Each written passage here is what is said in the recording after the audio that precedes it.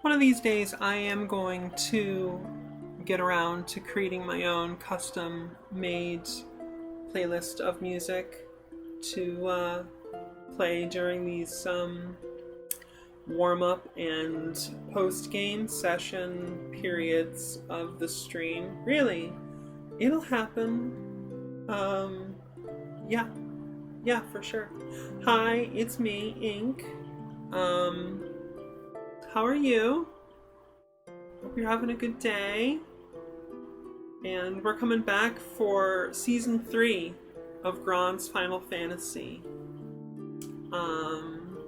Yeah, you know, time got a little bit away from me there. It has been an 8-month hiatus since Season 2. But, I mean, there's a pandemic and everything, so I think we're okay, right? Right. Yeah, so what's good? What's poppin'? How's it going? I am on my 4th watch through of the sitcom Community. That has kept me going through everything. Also, Red Letter Media Best of the Worst on YouTube. Yeah, the Best of the Worst series has definitely helped me to stay within a certain realm of sanity. A certain kind of realm. Yeah. And that's not too bad. Could be worse. Could be worse. Absolutely. So, how about I check I'm gonna check the volume here on my phone with my headphones. Because I don't know another good way to check how things are sounding just yet, basically. I do need to turn off the sound effect of the, Oh, the normalized volume is actually already off. Okay, cool. Good. That's great. So, I don't know. I hope that you're all having a good day. We're listening to some music.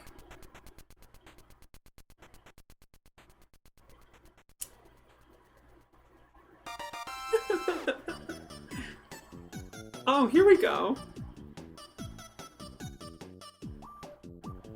This is pretty nice.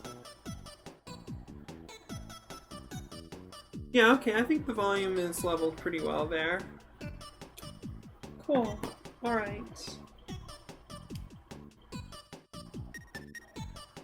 So, what's going on in the world lately? Jeez.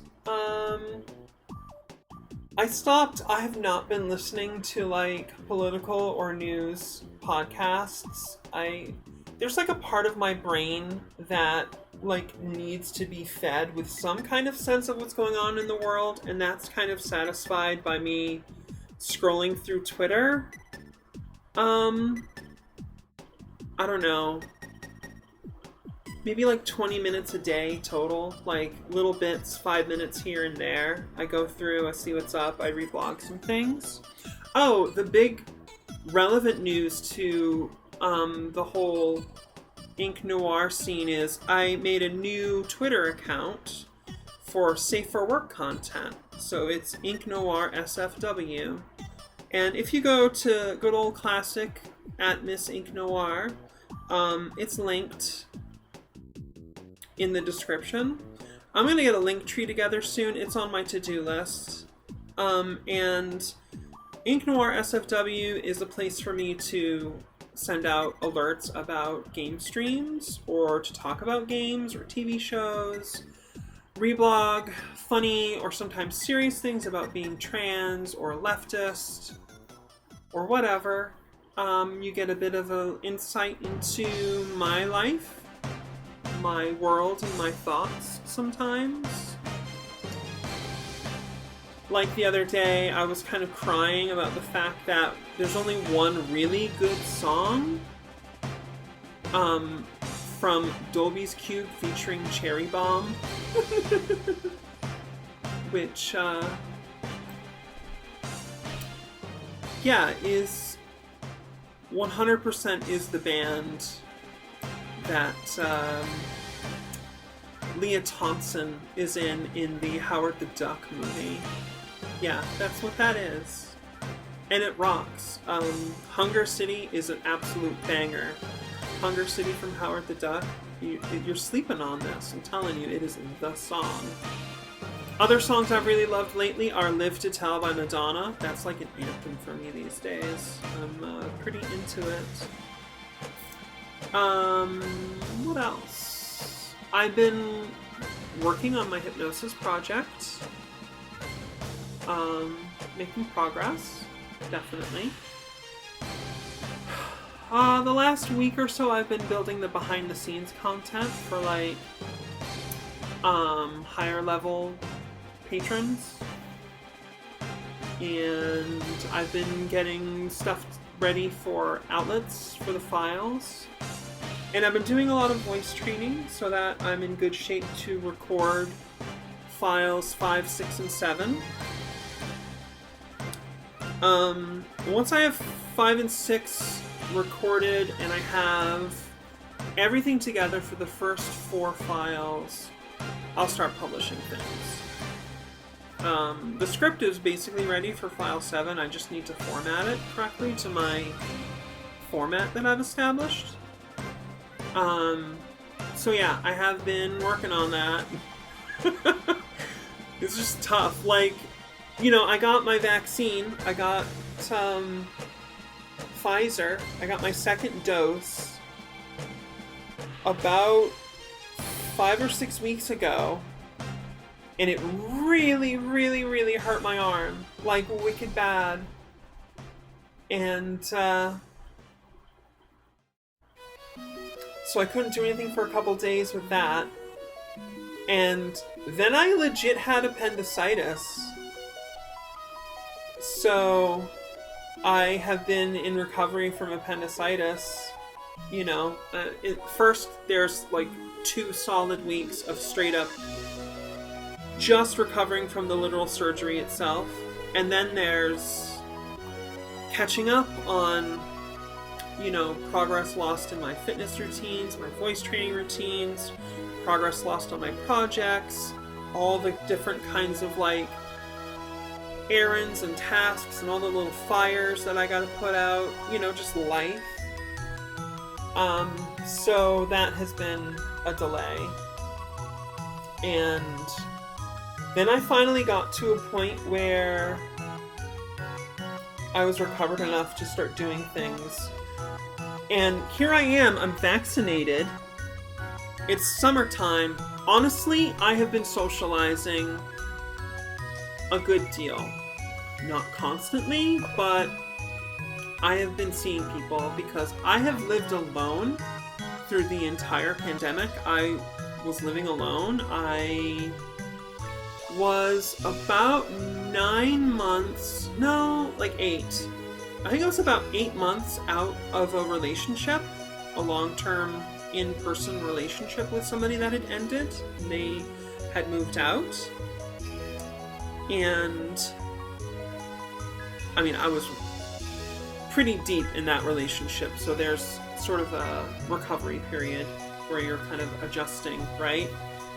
And I was starting to kind of come out of that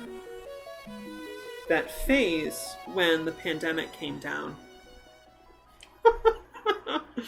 So it's been brutal. It has. So I have been socializing, I've been dancing, I've been doing a little in-person BDSM, not gonna lie. Yeah, hypnotizing girls in person again, finally. Right, setting some things up. Good things are happening. I've got a sleepover I'm going to this week, and then I'm going to try to dial back the socializing and get a little more work-oriented again. Because y'all deserve that. Great. Let's play a video game. We're gonna play Grond's Final Fantasy here. Sound good? Sounds good, I think.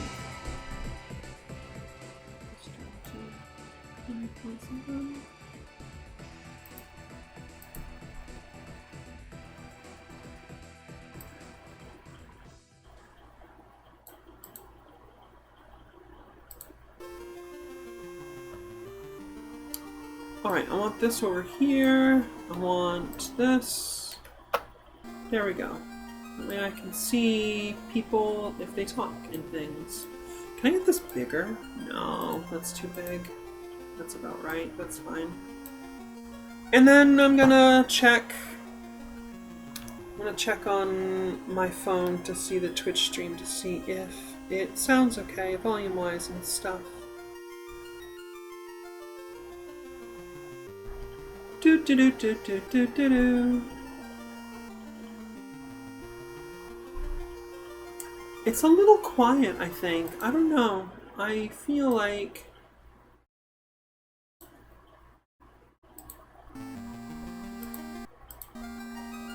what about that? I don't want it to be too quiet, right? Because I was rewatching the last episode, and I thought the game audio is kind of quiet. So we're going to try it at this level. This is minus 17.7. Let's write that down. Minus 17.7. Cool. Cool, cool, cool. And we'll play the game. Yeah. So, like I said, I rewatched the previous episode, and I realized that I 100% missed a chest in, what is it, Guguru or Gurgu Volcano or whatever. So, yeah, let's take a look at our main characters. Alright, we're here with our girls, Keika, Gyoko, Marnie, and Inke. Pay no mind to their sprites. Unfortunately, they are cursed with living in a fantasy world that doesn't offer hormone replacement therapy or magical means of altering one's appearance slightly. I mean, you can turn into a pig, you can turn into a chicken, you can turn into, you can be made a miniature version of yourself, but they can't make you look more feminine. That's just... It's just the rules of this universe here. No, we're just totally ignoring it. I'm being funny. I'm kidding about it. They are girls, and those sprites are non-canon. They're very pretty girls who are strong and powerful, and we love them. Alright, we need to teach Keika some fucking magic. Yeah, we could do that. Here we go. We're up to level 8 magic. That is sick. That's super sick. Nice. For weapons, super cool stuff. I think we're gonna sell this cleaver. I think we are. I remember it not being quite good enough anymore. And we have a bunch of stuff that we don't need over here. Yeah. We're gonna figure all this out. And be on our merry way. Alright. Where's the magic? Where's the white magic shop? Over here? No, it's over here. Cool. So, do I have a list of... Actually, I don't think it matters. It doesn't hold... I'm sorry. I need to double check some things. I am, let's see where. I think it's in this folder. Open a new window. Patched games.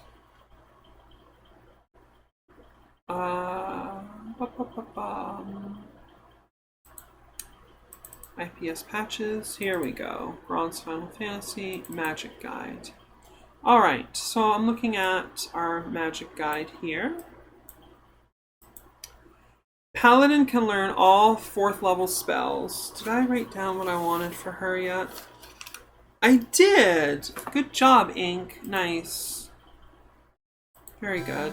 Alright, so we do want Cure. And we do want Invis and Protect. Cool. We got those. Very good. And let's take a look at the Cleaver. For a beginning of a season, this is like not a good beginning. I'm not gonna lie. It's super not exciting, like what you would want to see. So yeah, we have the oral chalcum, right? Yeah, Ikki's got that. And the Cleaver is basically the same kind of thing. It does 16 damage with a plus 15 to hit, plus 15 to crit. It has, I think, ice type. Yeah, it does ice type damage, which is interesting choice. But compared to the oral chalcum, which is like way more expensive and has a huge bonus to hit rate and can do status effects on enemies.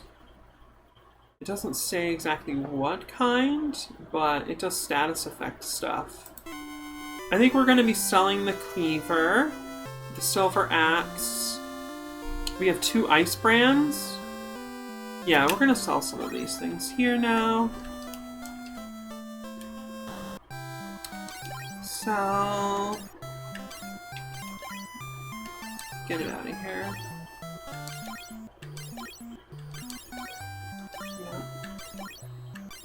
And we don't need a bonus ice brand. Okay, cool. And for armor, we don't need the silver helm, glove, shield. We can hold on to the flame shield. That might be useful. Flame armor? Jeez, I don't know. I don't know, girls. What do you think? They have the exact same defensive ratings.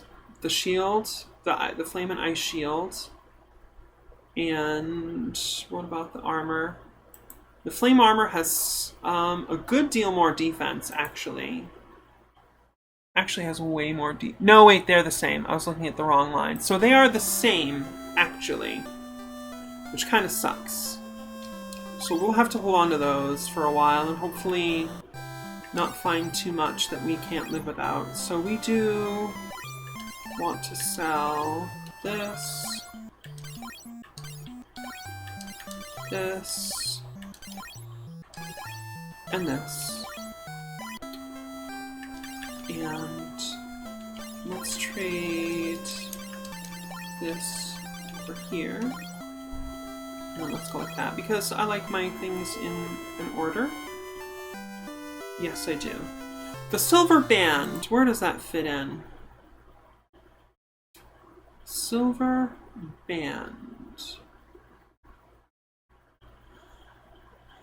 Okay, that is a band type. It's one of those things that like virtually everybody can wear. And currently we're using magic rings, which do status protection, which is a way higher priority to us, I think, than having basic defense. If there was more inventory space, I would be on board with that.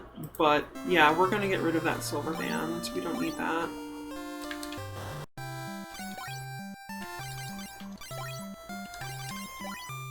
Yes. Okay, so yeah. What about this coral sword? Why are we holding on to that? Any particular reason? It does lightning type damage, 18 damage compared to the flame tongue is 26. We have the ice brand, which is the same. Actually does 29 damage compared to the Flame Tongue, which is an interesting choice. I think we are going to ditch the Coral Sword. There are no other lightning type items later for the fighter / paladin.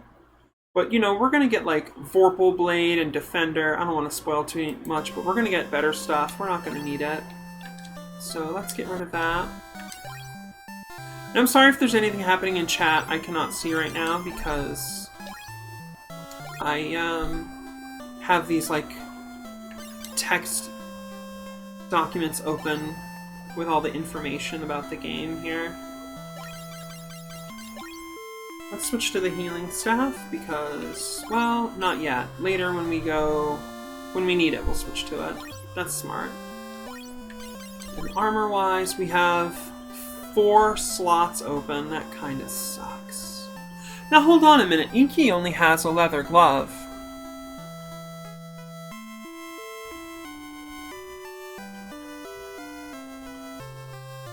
Okay, no, wait a minute. The magical ring goes in the glove place, not in the band place. The band is like the armor? Okay. We still don't need it, though, because Joko can't, for some reason, have a band.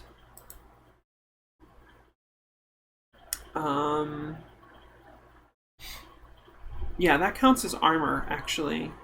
So we do need to get another magical ring for Inke. I don't know where we can find that, to be honest. Is there a list of shops? No, not really. There's no information on that. Alright, we're gonna go around and we're gonna look at things. Basically. But the good news is that we have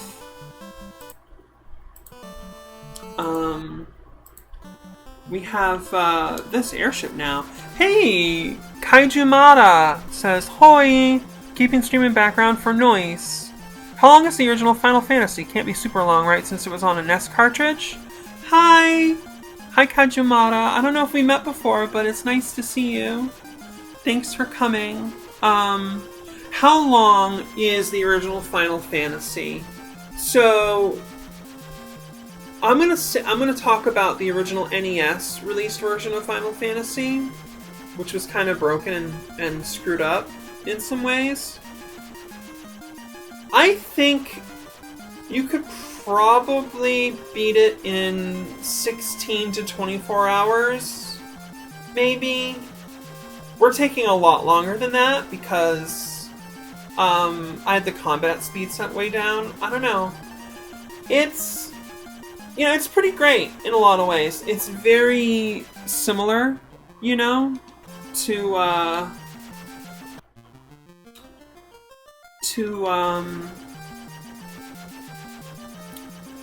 later Final Fantasy games. Like, if you know later Final Fantasy games, you can kind of recognize. You're like, oh, this is what's going on here. Okay. You know? But, it's just really streamlined. There's not as much dialogue and stuff, of course. So we got some level 2 spells for Keika. We want Poison Up. We want Silence. And Fear. And they're not gonna have anything good for us to buy here. Kaijuma says, I just happened to go onto Bun's server and jumped into stream from there. Awesome! Yeah, Kaijumara is referring to Lucky Bun, who is one of the best Twitch streamers right now. Just like, period. I love Lucky Bun. They are extremely great. Super great person. Lovely. Very fun. Their streams are wonderful. They play a lot of cool games, and they play them in really fun ways. If that makes sense. I love the VTuber thing. Like, God, I wish I could get into the VTuber thing. Alright, we got level 3 spells. We got Cura. Stona. And Diara. A little offensive magic. Cool, cool, cool, cool. Now, I highly doubt they're selling anything here worth our buying, but I'm gonna look because I don't remember. Yeah, we don't need any of that. Kaiju Mata says, Bun's VTuber avatar is also one of the best I've seen, not just design, but in how good it looks on screen. Big agree. The agreement that I have regarding that is a large amount of agreeing. The movement is really good, and the variety of movement and stuff.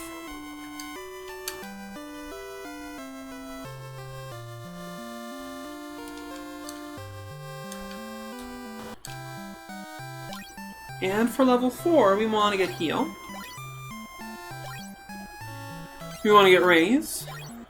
And we want to get a element. Get out of here. Alright, from here... Actually, this is the big question. Okay, Keika does have a slot for level 5.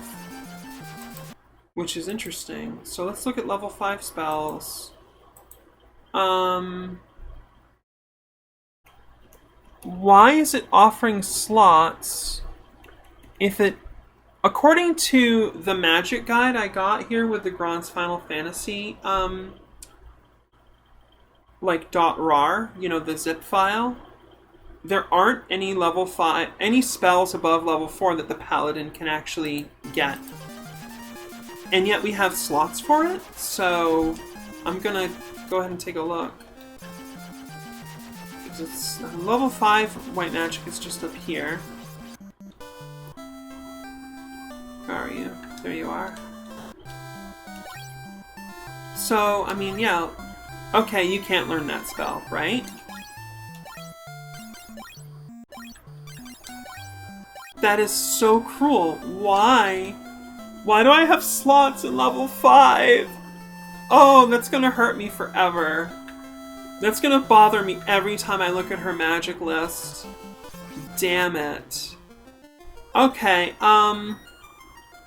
let's go to Gurgu Volcano and find that other, that chest that I overlooked last time. Because I, frankly, have listened to a quantity of bimbofication hypnosis that is greater than 0. And the effect upon me has been not 0 as well, because I liked it. Kaijumata is like, same! Koyalia, same! Yeah, the 7th file I'm gonna be releasing on my Patreon is gonna be my take on gentle, fun, cathartic, wholesome bimbofication. So, look forward to that. Zelfie in the house! Zelfie is one of, like, the best people in my Discord server. I rank them, actually, privately. You won't be allowed to see the list, but believe me, I am keeping it. Oh, yes. You are being monitored. That's a joke. Selfie's been really active. Selfie? Zelfie has been really active. Says a lot of cool shit about magic and the occult and mindfulness and meditation. Found me a super fucking obscure anime song last night, which, greatly improved my life, I'm not gonna lie. We got a pack of 7 Grey Oozes here. They're no big deal. I don't know why they exist, frankly. They mean nothing to me. Which is disappointing because I, Inke, you know, like... Oozes should be good. Oozes should be good. Right? Yeah, Zelfie's just good people. Hi, Zelfie. Thanks for coming. Hope you're having a good day. What you up to? What's going on? Aww, Zelfie says, I really appreciate your kind words. I really appreciate you. So we're just looking at all these boxes because, yeah. It's a thing. You walk up to these chests, you have a fight, and then I forget to check the box. Whereas in later Final Fantasy games, what would happen is you would walk up to the box, you would open the box, and a monster would pop out. And then when you defeated the monster, you would get the item. Whereas they don't have any mechanism for that in this game.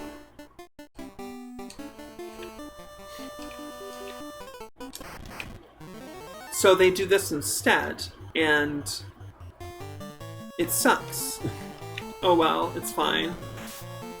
The main problem is after every fight, I complained about this in part 11 as well, after every fight, the game resets your sprite orientation to face downward or toward the camera. And then I forget where the fuck I was heading and what I was doing. Zelfie says, going to be out running errands, will continue listening with headphones. That's great. Cool. Yeah, just, like, don't kill your data, right? Kaijumata says, I'm getting a webcam to do the streaming thing, I think. Or I get a VTuber thing. Don't know yet. I just like how I look since I haven't been able to start transition. But maybe showing off would help in self-confidence. I mean, yeah, like... And I kind of cover this actually in file number 2. In my Patreon. Hey, see, there's a chest I forgot to get last time. I knew we were going to find this. So, yeah, I have an inclusive feminization file that I'm making. It's for anybody who, like, wants to feminize in some way. Outside of all the toxic stuff that is so frequently kind of tacked on, like, you know, the forced by curious stuff, the inferiority kinds of like rhetoric,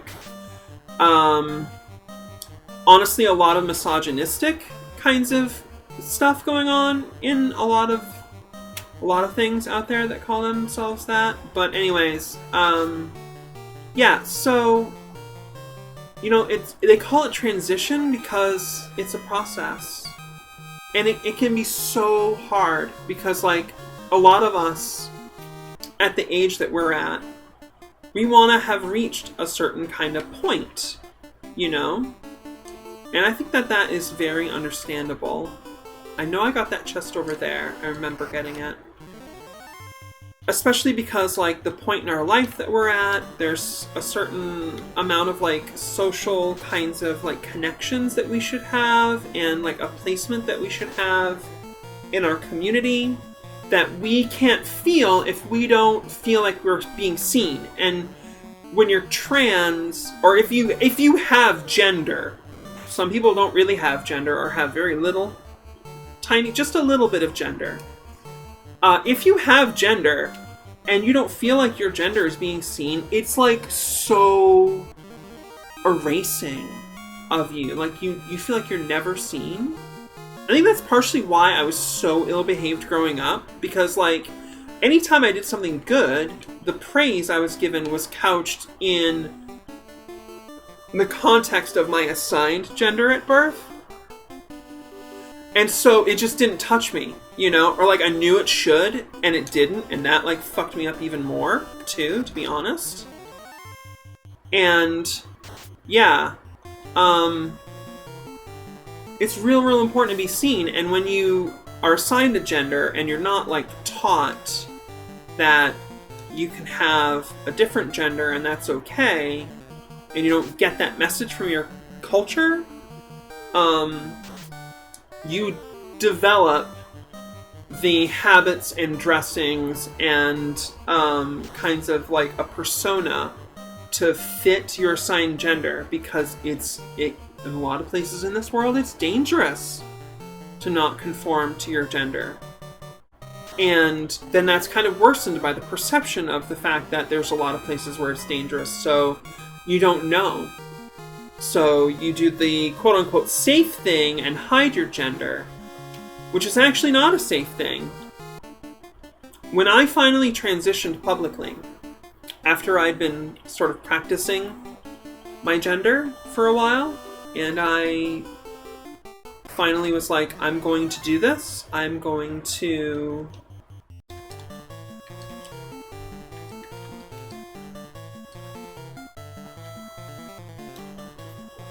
wear girl clothes, and I'm going for it. Like, I'm tired of feeling this horrible pain of people seeing me wrong, seeing me as something that I do not want to be, and it hurts, you know?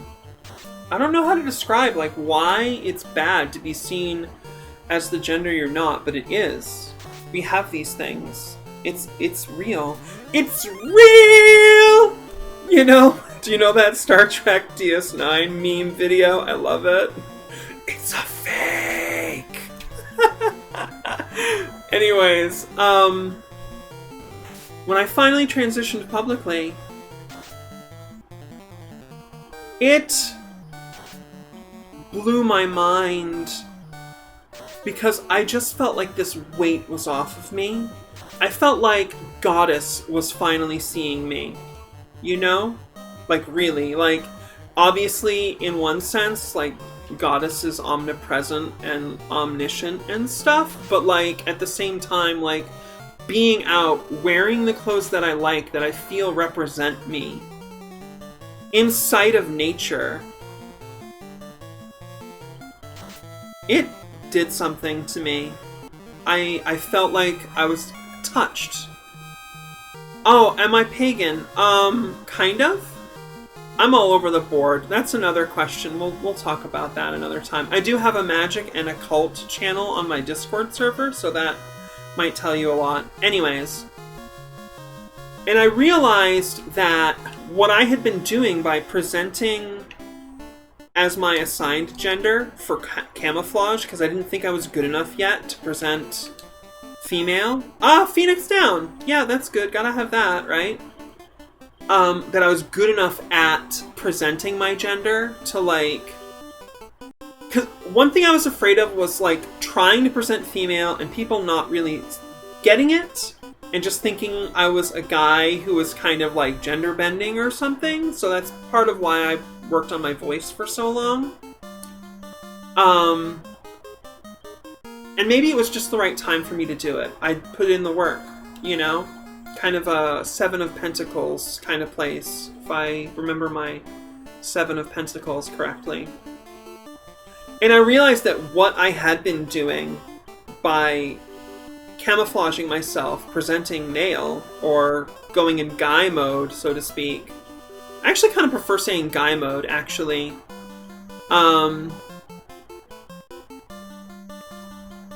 What I'd been doing was I had been wearing a 50-pound suit of medieval armor for no reason. Now, I'm privileged. I live in a really relatively leftist city in the United States. There are pride flags all over. They've got the new progressive, inclusive pride flags. It's got the trans stripes and the POC stripes on it. And I see multiple pride flags every time I go out. They're all over the place. My city loves queerness. We are a very queer city. And that's huge. But I don't know. I can't tell anybody else what to do, but, like, if you ever had thoughts, well, how do I want to put this? If you've frequently had thoughts since childhood that you, quote-unquote, wish you'd been born as the other gender, this is my narrative in my childhood. Sweetie, you're not cisgender. We're just gonna crack that egg right now. Sweetie, you're not. That is not a cis thing to do. And it's important to start taking steps, and I know it can be hard, because when you finally become mindful, when you come into the presence of what the state is, it can be really distressing because your gender is like not being reflected in your appearance and mannerism and stuff. So dialectical behavior therapy is not just for people with BPD, it's for everybody because it teaches people how to deal with distress, to deal with crisis, to like work toward goals, to work together with people. And dialectical behavior therapy is really good, in my opinion, for trans people, especially trans people who are struggling to transition, because those techniques can teach you to build that distress tolerance that can be so important to tackling the image that you don't like that's happening, so you can work on it to get it toward where you want it. So that's all that. Sorry, let's catch up on chat here. Alright, Zelfie's got unlimited data, free from work. Score, friend. Kaiju Mata says, I started transition at 30, still not on HRT since it takes a long time. Expressing my own gender is hard at times. Damn, are you in like the UK or something? Because, oof, big oof. I hear about it all the time from following Abigail Thorne on Twitter and watching her Philosophy Tube videos. Kaiju Mara says, my therapist questioned my gender identity all the time because I couldn't afford girl clothes and was afraid of going to buy them by myself. Okay, the struggle is real. Can I call you sis? Would you like it if I was like, sis? You know, let's just say fam. Fam, the struggle is real. I've been there too. And I don't know, okay, so the number one, like, good thing to do is to try to connect with as local a trans support group as possible. I was really lucky. There's one right in my city. And if you can find somebody who is, like, femme passing to go to, like, thrift stores with, you can kind of go under the auspice of, like, okay, this is for this other person. And that can help. That helped me. I did that, frankly. I cheated. So, let's see. Neato, heck. Selfie says, my mom told me she had thoughts and wishes about being born male growing up when I came out to her. Yeah, that's not a cisgender thing. Kaiju Mara is in Sweden. Trans care is really bad. Oh, god damn. Alright, sis. Welcome to the stream. Super good to have you here. So here's the question. Do I keep going through this dungeon looking at the chests again? And the answer is yes. Because I just don't... I'm not super concerned about quote-unquote making progress right now. Because we got our class upgrade. We got our prestige classes. So I don't care about getting XP, more XP or whatever. So we're just going to do this. We're going to go through here again. It's fine. Plus, I don't know if you noticed, but I increased the combat speed because I'm not super concerned in this place. It's not a tense place to be. Alright, we did get that one. And I know we got all the ones down in that big pile down below. So we don't need to go down there. Yeah, I like to rewatch my streams. Especially somewhat a brief amount of time before the next time I'm going to stream. I have not done that. I have been really busy. Really busy. And now it's time for calls to action. If you're enjoying the stream, be sure to follow on Twitch, subscribe on YouTube, like the video if you're watching this on VOD, hit the bell icon so you get notifications every time we go live or there's a new video posted. You can follow me on Twitter. The Safe for Work one is at InkNoirSFW. And I have an NSFW account where my adult stuff is going to get posted when that stuff is ready. At Miss Ink Noir. Patreon at Miss Ink Noir. And that about covers it for now. I do have a Discord server. If you are interested in joining, send me a message on Twitch or Twitter. and we're gonna have a good time. We're gonna have a good time. It's a good place. I think it's really a friendly space for people with autism because I have some autistic traits. The diagnosis of autism, I think, is ruled out for me because of my BPD diagnosis. That's what I've been told anyway. But I, too, like to hyper-categorize and compartmentalize all my interests. So there's just, like, all these rooms for all kinds of different interests. We've got, like, a vaporwave room, a futurism room, there's chats for science fiction, all kinds of stuff. Kaiju Mata says, I have ADD on 2, the same exactly, but heck.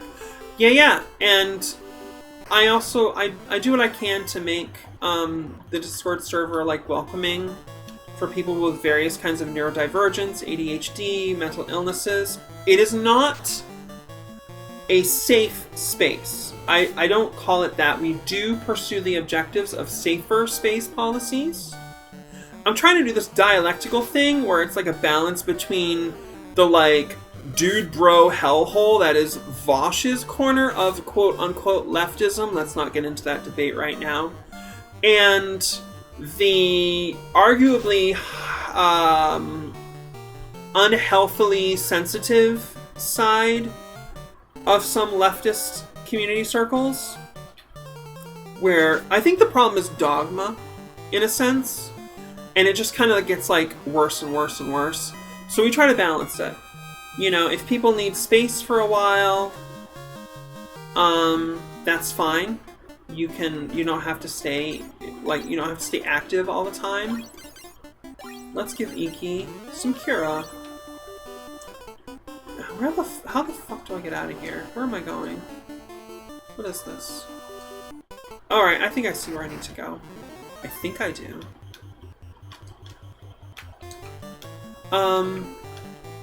Yeah, it's fun. We have a channel for memes. We have a channel that I call Silly Chat, which is kind of inspired by, like, the Monty Python's Flying Circus kind of vibe. You can post things in there that are silly or absurd or Dadaist. Or you can just yourself be absurd and random in there. It's kind of a vent, so people aren't just, like, yelling in general chat. You know, like, if you've ever been to, like, some of the online social spaces back when Invader Zim was really popular. I'm just gonna take this damage, because I don't care. More Pyrolists. Yeah, okay, fine. I'm not super concerned, I guess. And just, like, the kind of hyperactivity that would happen there, that goes into the Silly Chat. Silly Chat.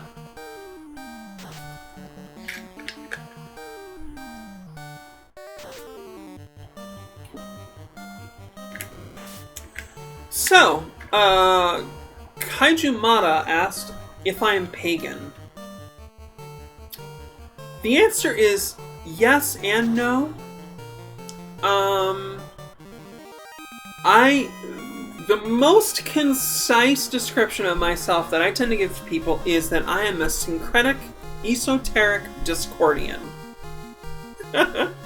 So I'm not really about orthodox Discordianism, which, you know, is like eat the hot dog on Friday, kind of, as a joke. Like, if we could have dogma for a laugh, just, like, jokingly doing some dogma, that's a thing that happens in Discordianism, but I'm more just, like, questioning things all the time and considering, like, well, it might be this, it might be that, you know, whatever's good. Kaiju Mata says, I do adore safe spaces, but sometimes I need to get away from the therapeutic environment and just express myself in a more raw way. Does that make sense? I don't know what Discordian is exactly. That does make sense. Yeah, because those spaces, it can become how do I put this? I think those spaces a lot of them tend to generate more anxiety than they alleviate, because people start getting afraid that they're going to say the wrong thing. Actually, at Bimbo Politic on Twitter, was just talking in the last 24 hours, did some tweeting about this very kind of topic.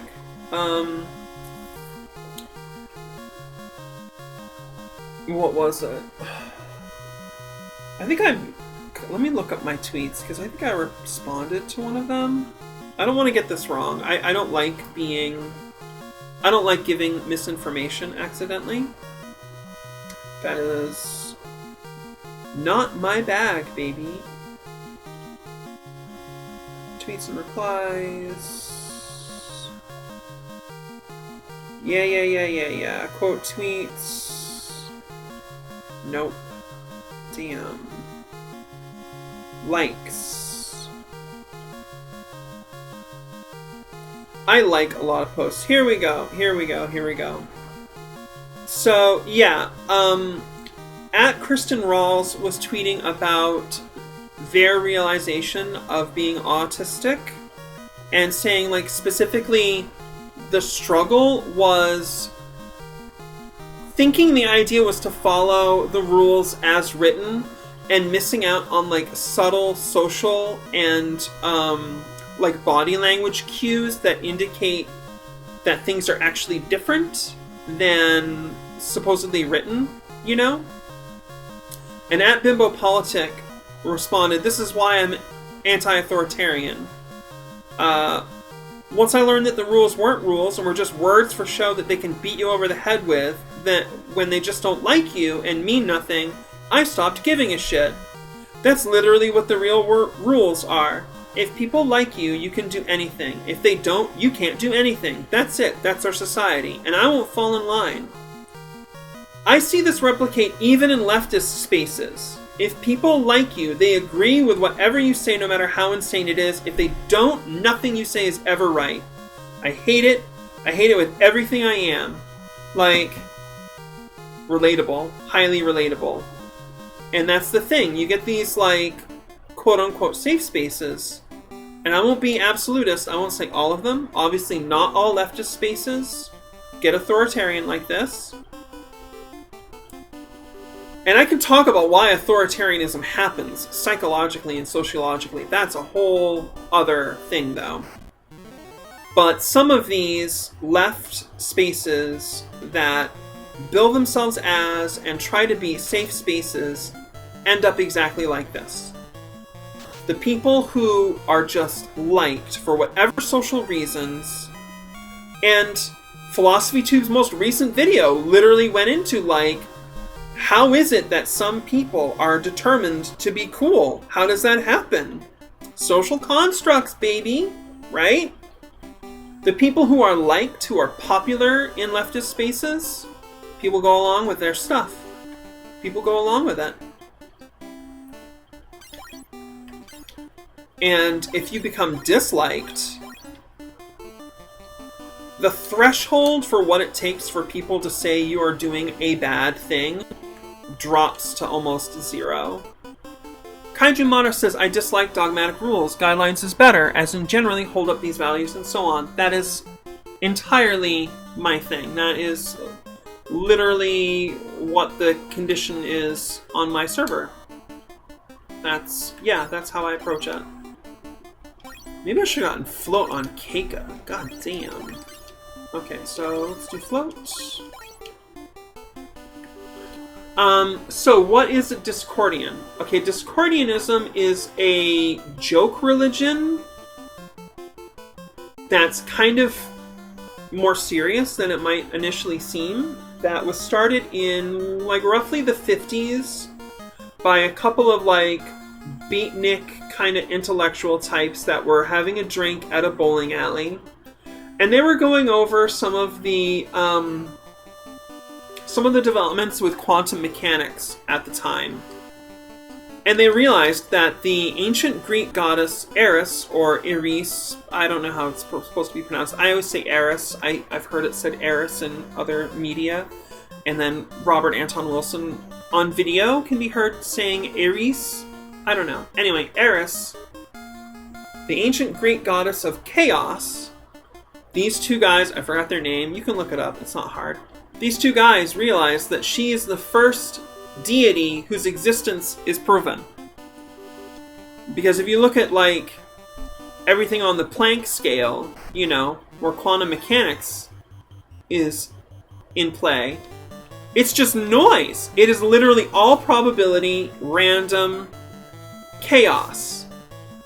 So they were like, fuck it, let's make a chaos religion and call it Discordianism, right? Kaijumato says, also, I have a few friends who are disliked, sometimes for somewhat valid reasons. That happens, of course. But heck, some of them are harassed due to KF threads, and I don't know what KF is off the top of my head. Yet, since they're generally disliked by some other more popular people, they still get harassed by people who otherwise swear off sites like KF. Oh, Kiwi Farms.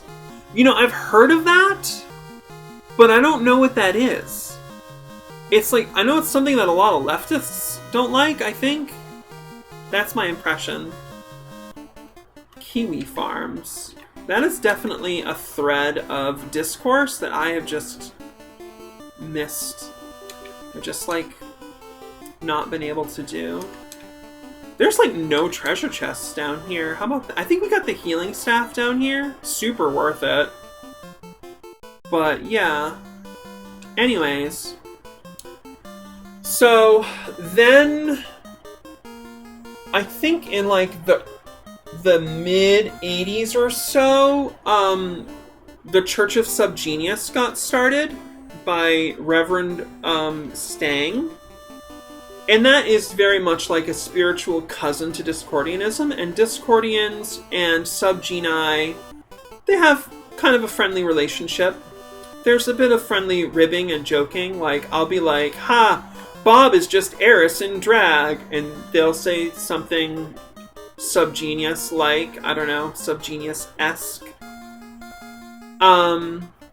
But yeah, you know, if you think about, like, the Church of the Flying Spaghetti Monster, stuff like that, a lot of these owe something to Discordianism, even though some of them might not realize it.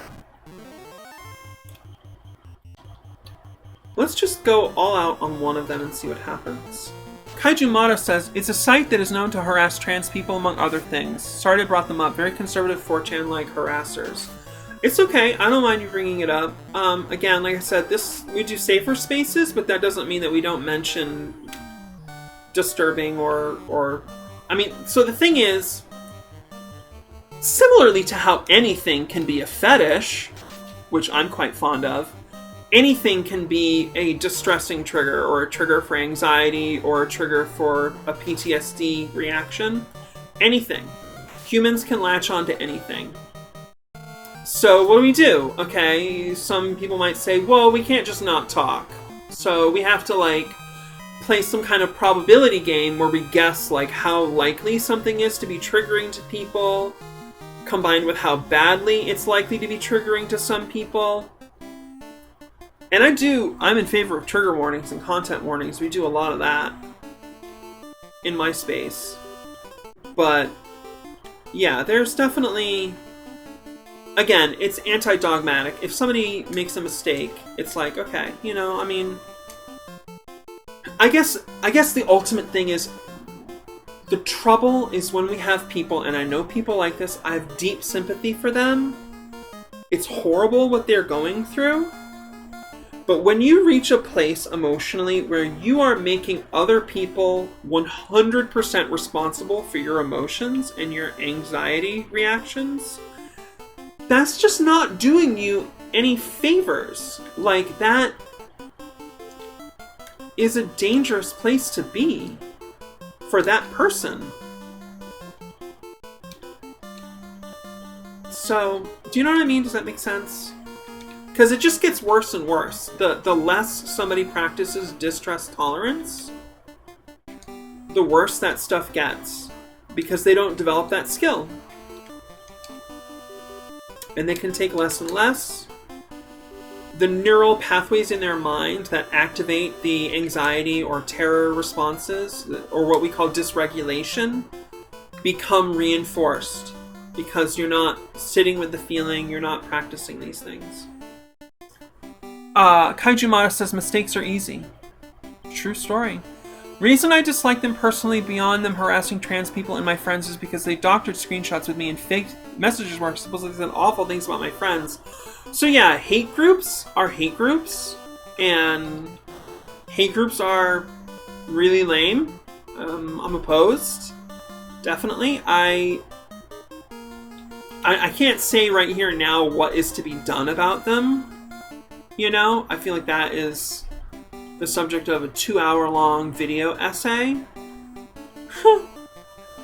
But yeah, that sucks. I understand people... See, there's a lot of reasons why people might get into things like that. As Natalie Wynn talked about in her video on incels, there can be an impulse to digitally self-harm, especially among trans people. You know? We internalize these negative messages about our value, and then we develop impulses to kind of like scratch that itch and go on 4chan or Kiwi Farms or whatnot, you know? So like, I get it. I definitely fervently wish for all my fam out there to get to a place physically, mentally, emotionally where they don't self-harm. But I'm not gonna cut somebody out for self-harming either. Like, I understand why that stuff happens. I've done self-harm, frankly.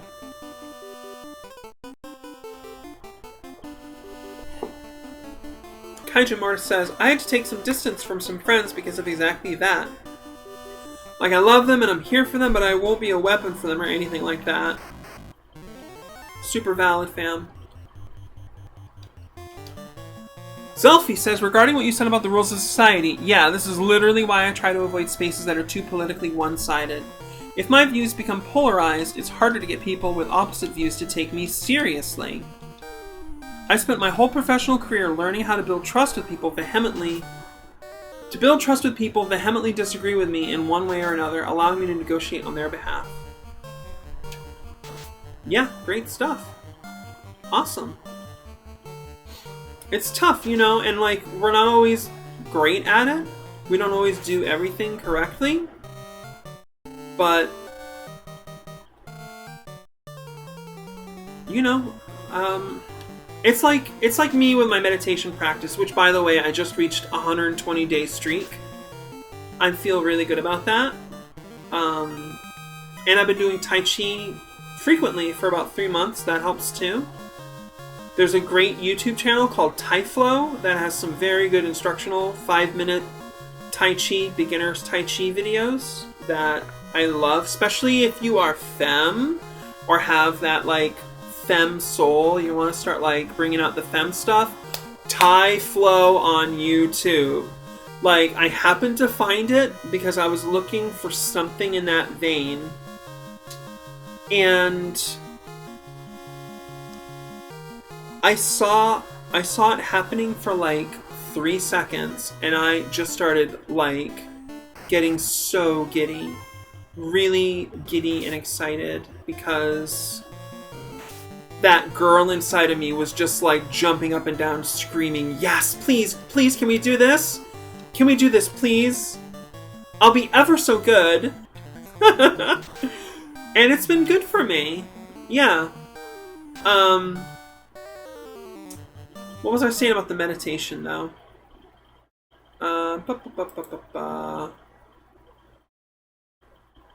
Politically one-sided person. Seriously, I don't remember what I was saying. Frankly, I don't remember. I lost it. I'm sorry. Okay, so let's see. Can we scroll? Here we go. Kaijimara says, I don't necessarily avoid politically one-sided places, more like I dislike authoritarian places.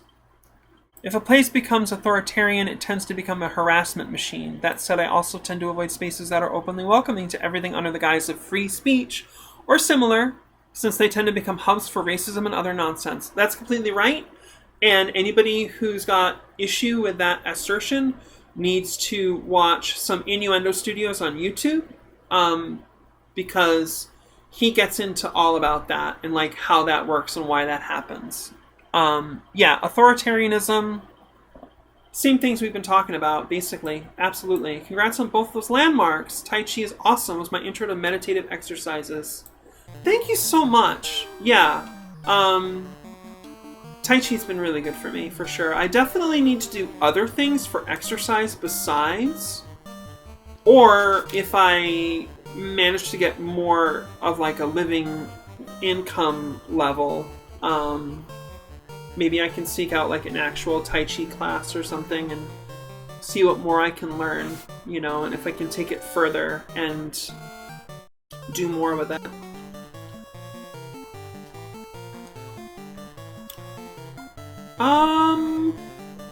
Let's do a Healara. Yeah, let's do a Healara. Lanterns is back! Says, I can't stay long, so I got you on host. Godspeed, strange cowgirl. Thank you, Lanterns! Super nice to see you! Awesome! Thank you for the host! Kaijimara wants to try MMA. Hell yeah! Absolutely, girl! Get it! MMA is cool. You know, or it can be at least. I don't know all about, like, what the culture is like inside of, you know, their business practices and stuff. I just know a little bit about, like, the general issue with, like, contact competitive sports because I follow Jim Stephanie Sterling really closely, and some of the things that they've said about corporate wrestling, like WWE.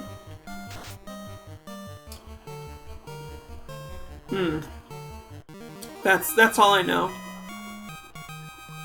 Kaijimaro says, oh, I don't mean competitive or wrestling, I just mean, just practicing. Yeah, absolutely. See, when I think MMA, I think the competitive side.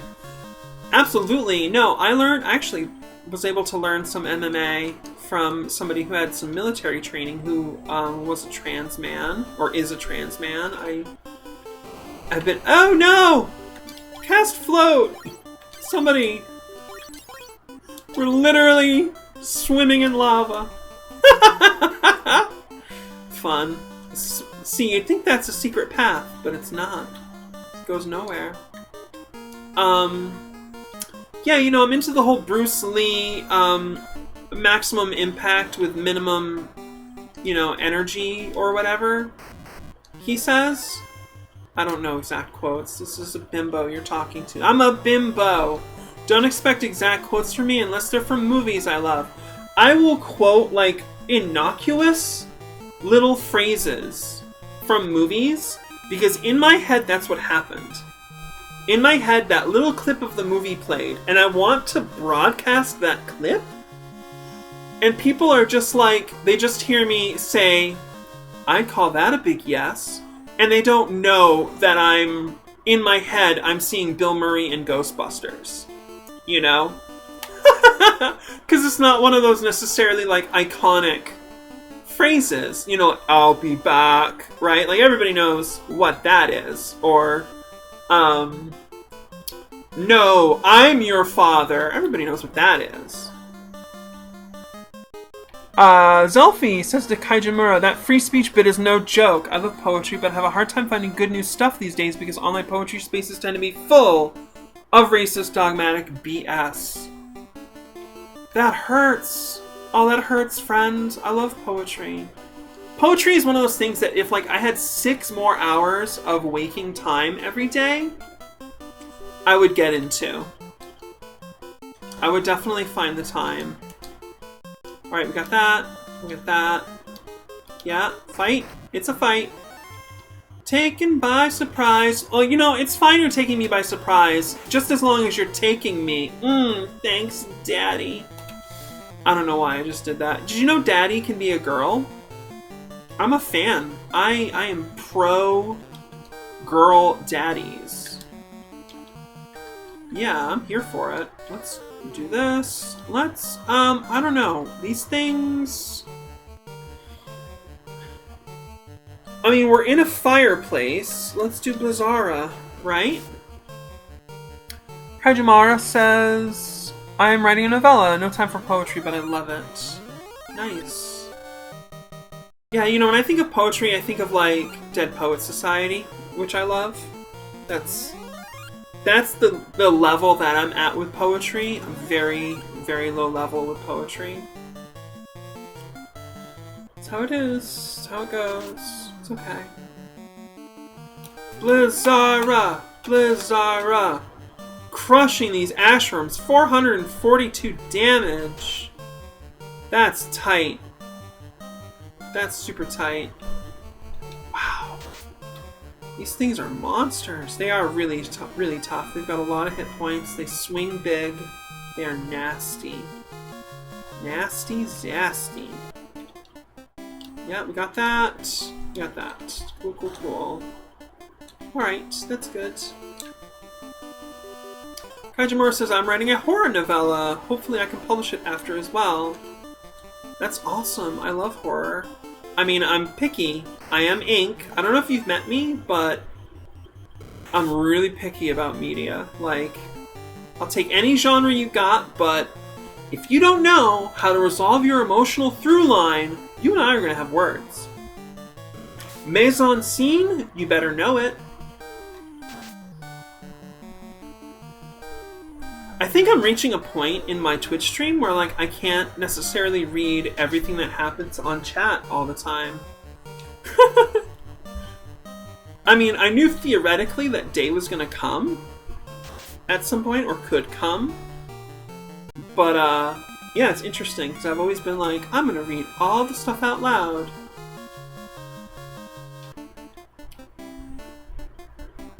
But I've been talking a lot for about 70 minutes. And I think my throat is getting tired. Oops. And also, I haven't been... I'm trying some different things with my voice still. I'm trying to, like, get it, like, to, like, the really sweet spot. Which is... Yeah, I haven't quite nailed down exactly how I want it all the time. It's okay to be a work in progress, friends. Totally okay. So sometimes I fall into, like, bad habits of going, like, a little too nasally or something. And I'm really trying to practice what they call forward voice. I want to get that forward voice. Can we afford to do Blizzaga all the time? The answer is no, not really. So let's do Blizzara instead. Try that. Kaijimara wants me to drink water. I mean, tell me what to do, please. Thank you.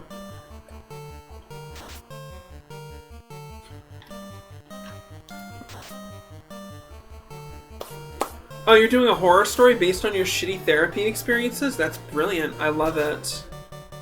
I love it a lot. Yeah, seriously. If there are any doms or switches who like doming, who are, you know, attracted to me, let me know. Let's talk. I'm here for that conversation. 100%.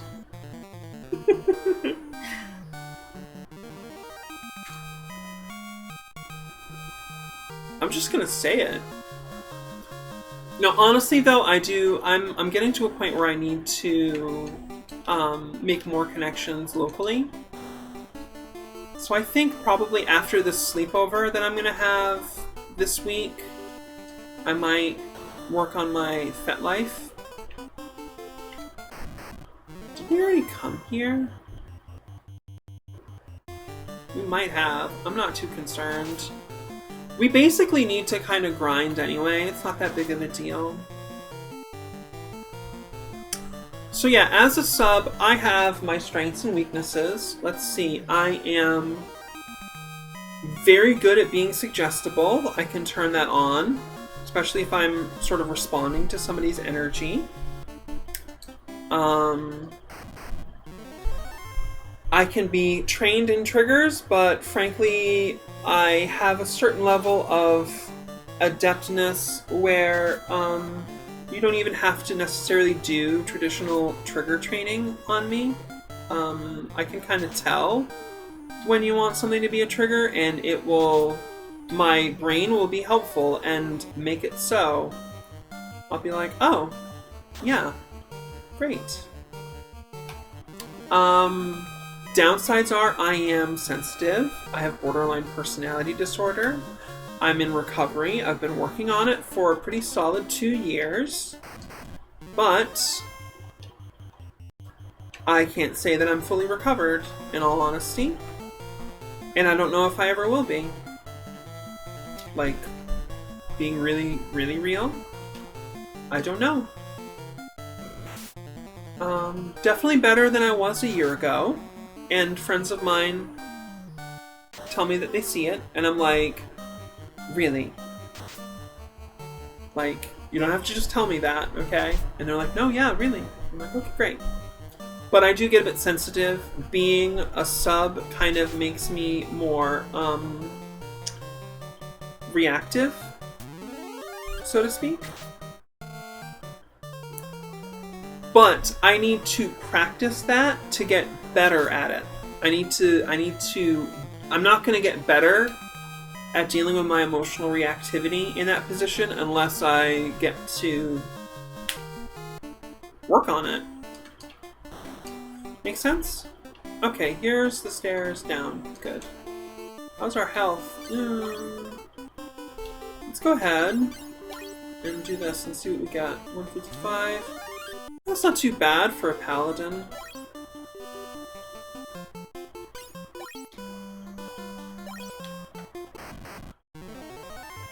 Ash worms!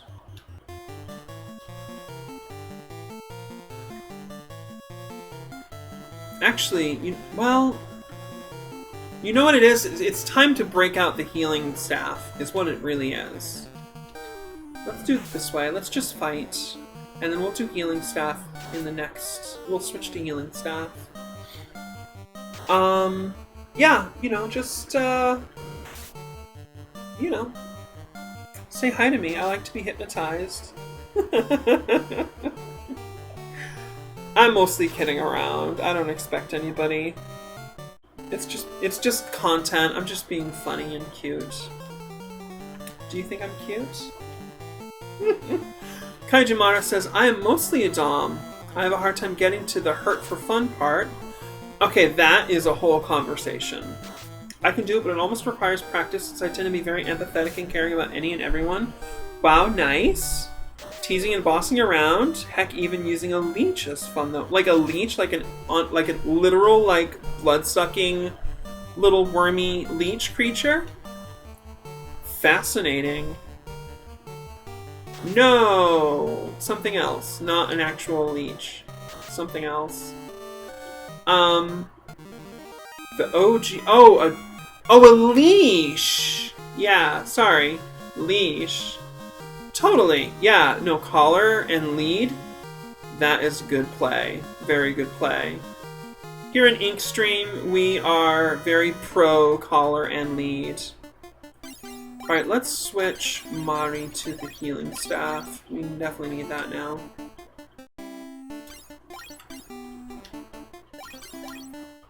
Okay, so about hurting for fun. There's two things. There are some subs or bottoms. They're not interchangeable terms, but we'll just say subs. There are some subs, there are some bottoms who want to genuinely be hurt. And I'm not going to drop a bunch of dogma about that here. I'm not going to say, oh, that's mental illness or whatever. I would just say that's maybe a little red flag. And to clarify, a red flag does not mean, oh, person bad. It's one of those probabilistic things where you see, oh, this trait is associated with various other traits that can be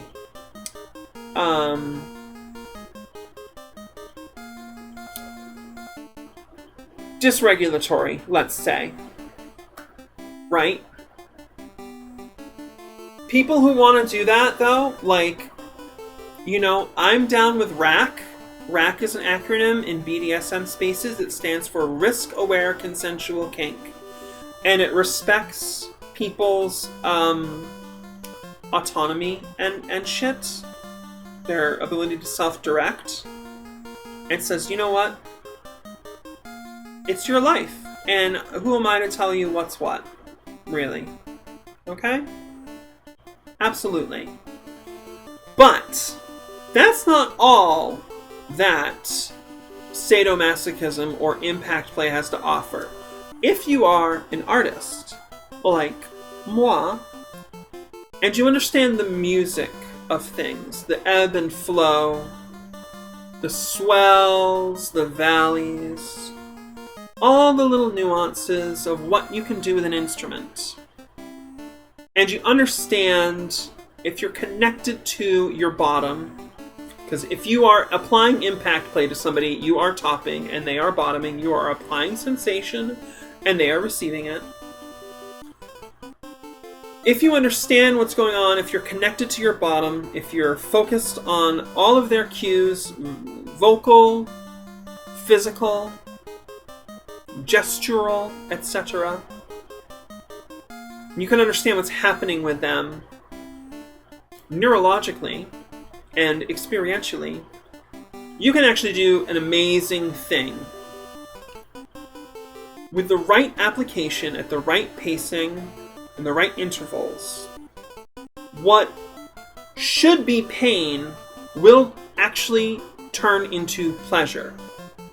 Because what you do is you hack the human neurology to trick it into reducing a flood of endorphins and other like good neurotransmitters. I think dopamine gets involved in there. And this is what brings a bottom into what is typically called, or I should say brings the bottom deeply into what is typically called subspace, which is a trance state. It is ecstatic and incredible. It is a religious experience. Frankly, I'm not even being poetic, it's literally a religious experience. And they will view you as divine, which is a nice thing to feel. The next thing, however, is you need to do your aftercare. If you don't do your aftercare, you are a bad goddamn dom. And I don't typically tend to like say you were bad this or that. And of course, things are complicated, you're not bad. But look, you're a bad dom. Do your damn aftercare, okay? That means lotions, massages, rubs, any other kinds of like low-key first aid that are necessary. That means bringing your damn bottom some water, some sweets, something sweet. They need that. Dark chocolate, highly, highly recommended. Dark chocolate replenishes neurotransmitters like amazingly. Super good for that. You give them the cuddles. You praise them. If there was humiliation or degradation play as part of your scene, you need to tell them that it was play, and you need to shift the talk on that. If you were calling them dumb in the scene, you talk about how brilliant they are. Be specific. Talk about the ways that they're brilliant. Exactly. Don't just say, you're so smart. Like, that's okay, I guess, but like, talk about, like, know your damn bottom. And what about them is special and precious. Okay? Then when they start to recover from this experience, and I mean that in a good way, like if you've ever had a really good orgasm, there's a recovery period, right? When they start to recover, that's when it starts to be a good time for after talk. Talk to them about how they feel, how they felt during various phases of the scene. Anything they want to tell you, etc. Yes. And doms need aftercare too. Tops need aftercare too. I'm not as much an expert on that, but you can look that up. There's this pretty good website called BDSM Wiki. It is useful. Check it out.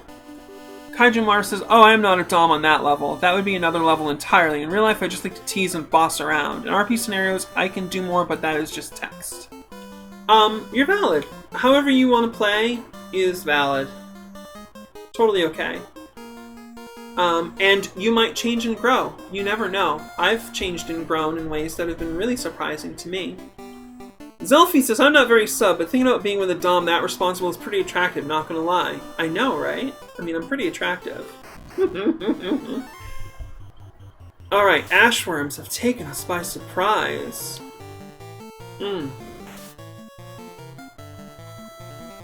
mean, it's fun sometimes. Alright, so we do items, and we do healing staff. That's the way it's done, right? And it casts level 1 heal, I think, on everybody. Which is great. Gotta hand it to these ashworms. They are actually reducing our health total. That's why we have a heal staff. Good stuff, friends. Good girls, good boys, good NBs, magical creatures, friends.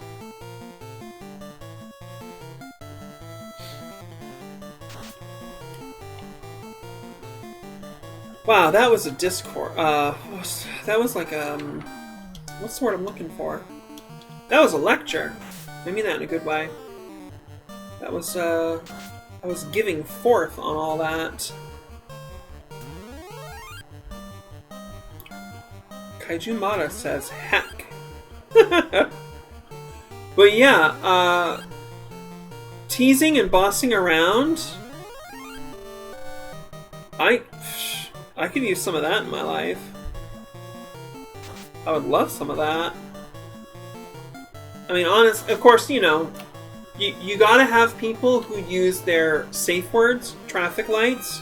Traffic lights are really good safe words because everybody is deeply ingrained with traffic lights. Everybody instinctively knows what they are and what they're for and how to use them.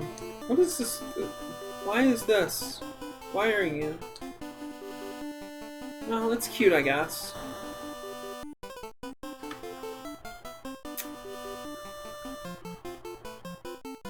And it's also important to negotiate, to talk. I really like F-List, the website, because you can list your kinks as faves, as yeses, as maybes, and nos. And that's a little better than just the yes-no kind of framing that happens, you know, in some systems. I like gradients. I'm really into gradients. Non-binary, everywhere, all the time, everything non-binary.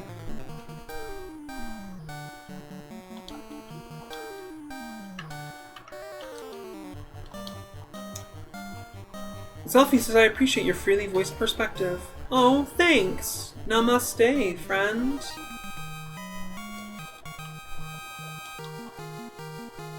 Let's do another call to action here. If you're enjoying the stream, be sure to follow on Twitch, subscribe on YouTube. If you're watching on VOD, hit that like button, please. Leave a comment. It's good for the engagement, the algorithmicals. And you know, it's nice to hear people's thoughts, of course. Hit that bell icon so you get notified whenever there is a new stream going live or a new video. And follow me on Twitter at Miss Ink Noir, at Ink Noir SFW. Patreon is Miss Ink Noir. And we have a Discord. If you're interested, just send me a message, I guess. It's semi-public. You should see it. It's cool. I'm really proud of it. Let's do this. And then we'll talk. Kaiju Mars says, I guess personally I'm really not so used to personal contact. That sounds bad, but I am pretty solitary. And while in some sense I am just very careful to not cross boundaries, I think personally I'm not into sadistic stuff, but again, I can enjoy some of it if the partner enjoys it greatly. Also, love your perspective on things as well. Also gonna love how on-stream long message covers the screen side. Yeah, that's something I need to improve on. I don't know. I have my setup the way it is right now. It could be better, no doubt. Wow, a legit red dragon. That's cool. Maybe I should equip the dragon killer. I don't know. Let's see how Icebrand does.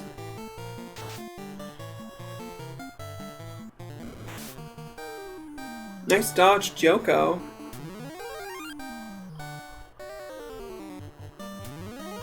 I mean, we could grind this thing if it gives us good XP. We could just re-engage this fight over and over and over again.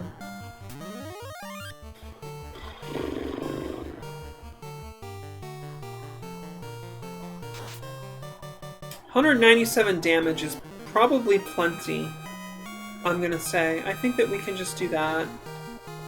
Because the Dragon Killer... the Dragon Killer... The Dragon Slayer Blade has a damage of 19. Icebrand is 29. Yeah, no thank you. We're all set. We don't need to change. Matter of fact, I might just sell that sword, honestly.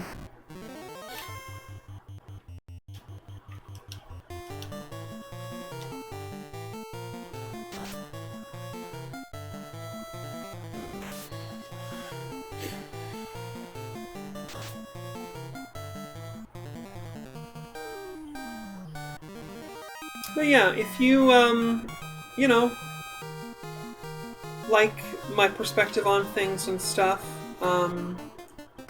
you know, signing up on my Patreon means a lot to me. And it helps me to do work that I think, you know, kind of like puts that perspective into the world. I also have Cash App now, if you just want a tribute or whatever. I wasn't going to mention it, but I figured it would be funny to just say. I was going to add that to my Twitter after I start releasing files. And like, hey, you know, if you just feel moved. I don't see myself doing like Findom. I couldn't... It would be really important to me to approach that relationship correctly. I actually have dabbled with it a little about a year ago, and I think it didn't go well. It's hard to say exactly. There was probably a lot of things going on there. Hey, we have leveled up! Keika has increased hit points to 658. Strength went up. Agility went up. Vitality went up. Joko's HP has increased to 533, strength has gone up, intellect up, vitality up, luck up, that's great, we love that. Mari's health increased to 429, agility is raised, intellect and luck all raised. And Inke's health increased to 317 with an increase in intellect, vitality, and that's it. Kaiju Mata wants a Discord server link. Awesome, totally. If you look up Inke on Lucky Bun's server, you'll find me there. Shoot me a DM. Okay, is that okay? Can we do it that way? That is one way we could do it. Super okay. Yeah, God, I love your energy. You've got that good, like, intellectual, academic, scholarly bimbo thing kind of going on. Which is, like, one of my favorite things. One of my favorites, for sure. See, now that we have the healing staff, you can just grind forever. That is a mega compliment! Yeah, sis! I know, that's the kind of thing I try to do too, where it's like...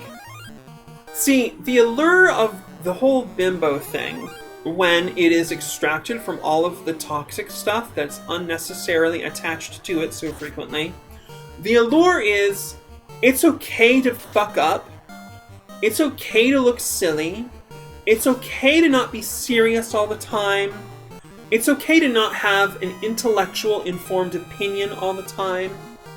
And these are things that should be true all the time. But in our Dionysian, Apollonian, you know, back and forth hodgepodge culture that we have, the way that we kind of get ourselves around to this kind of position is through these kinds of devices, I would say.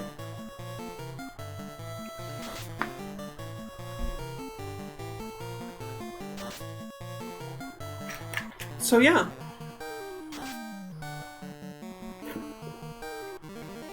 Leftist bimbofication is one of the coolest developments, or I should say, people being left and going for like bimbo aesthetics and presentation is one of the coolest things going on right now. Zelfie says, also love the intellectual vibe. I am a sapiosaphic. Relatable. Big mood. Send a message on Discord. Reply when you can. Thank you! Thank you, Kaijimata. Yeah, I don't know how long I'm going to stream, necessarily. Wow, Keika just got a huge hit to the dome. I think we might actually drop a Kiraja on her.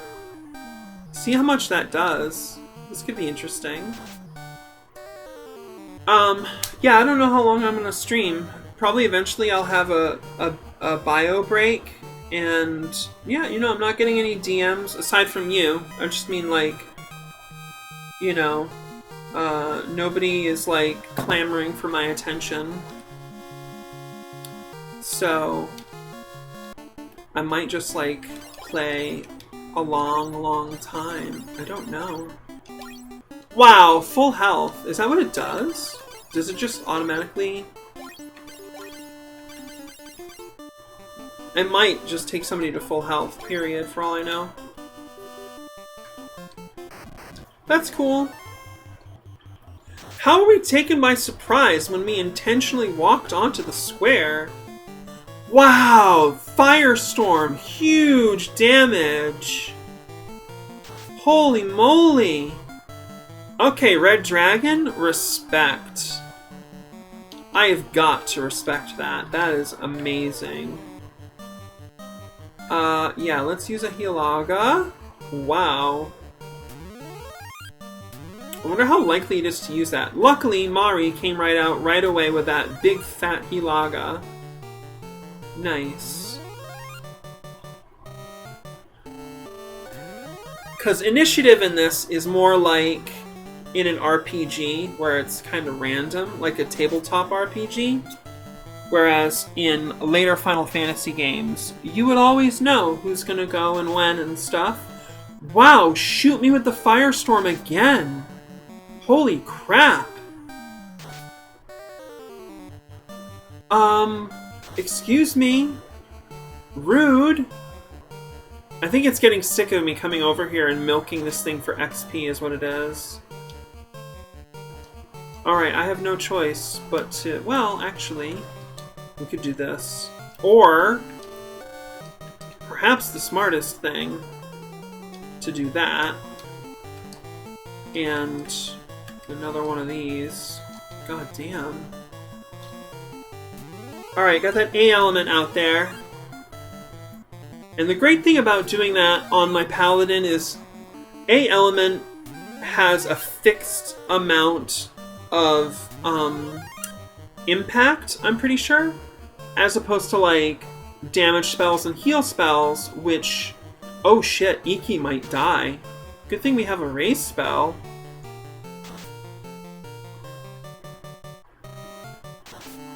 Oof! Oh my god, wicked close. Yeah, we're done. I think this red dragon is, like, tired of us coming over here and giving it a hard time. Oh. Oh. Yeah. Bimbo isn't a loud word. They, Twitch filtered out the word bimbo in the text chat. I might try to... let me write that down. I'm gonna remind myself. to...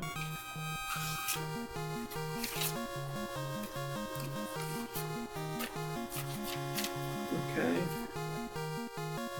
Add bimbo to white list. Okay, we're gonna add that to the white list. The fact that people see me as both bimbo and academic intellectual, I love it. You are the best at confidence boosts. Oh, you're welcome. That's really cool, friend. This is a good time to start eating heal potions. Oh, wrong person.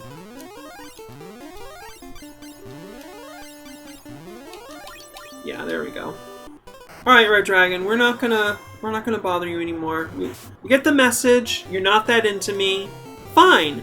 There are plenty of people who are interested in a hot piece of Tran ass like me, who is amazing at all kinds of kinky things and hypnosis.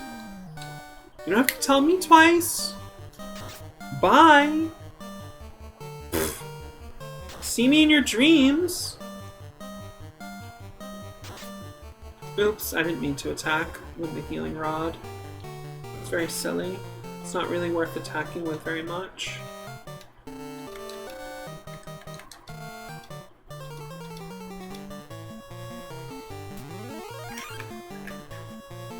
I love how the gesture for using the healing rod is just kind of like this like hand wave, just kind of like meh, eh. It's kind of like flipping people off. It's just like meh. You know that thing where people take the back side of their fingers and lay them on their chin and then like flick it out? Do you know that? Do you know that gesture? Same energy, frankly. Not NGL.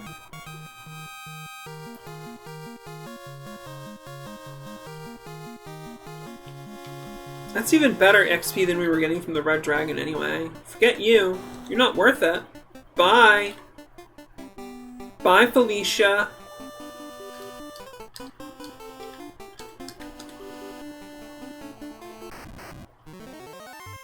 Pyro Hydra. Sounds like a magic spell that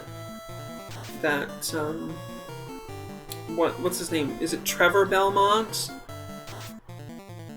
No, or in Castlevania Symphony of the Night.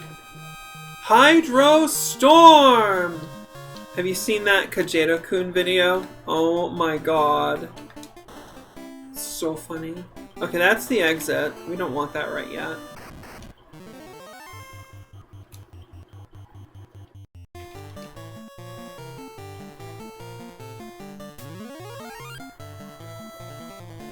Yeah, and we got Bimbo Chat on my server as well.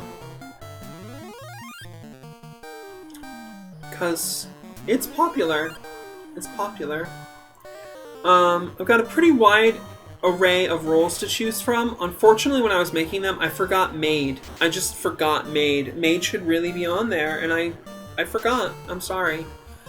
When I get around to overhauling the roles on my server, Maid will be added. It should have been there all along. The only excuses I have is I did it all by myself. I did it all alone. You know, hope you can forgive me. Maid is not on there. We did get Pronoun Picker, though. Discord added, like, a universal bot, so that's pretty great. And, so I like looking through the roles sometimes, just to see how popular certain things are. Like, Demon Girls? Very, very popular. One of the most popular things. And that, I mean, being a bit of a demon girl myself, that's nice to see. It's like, oh, we're loved. Awesome. You know? When you code evil things as queer and sexy, you reap what you sow, hegemony. We are deep in the shadow. You can't get rid of us. You can't do it. You can either embrace or suffer.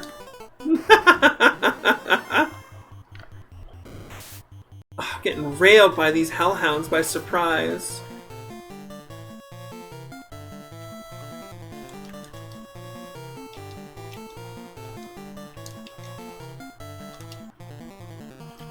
Zelfie says, you did good for all on your own. Seeing your server got me motivated to get my own better organized. Oh, neat!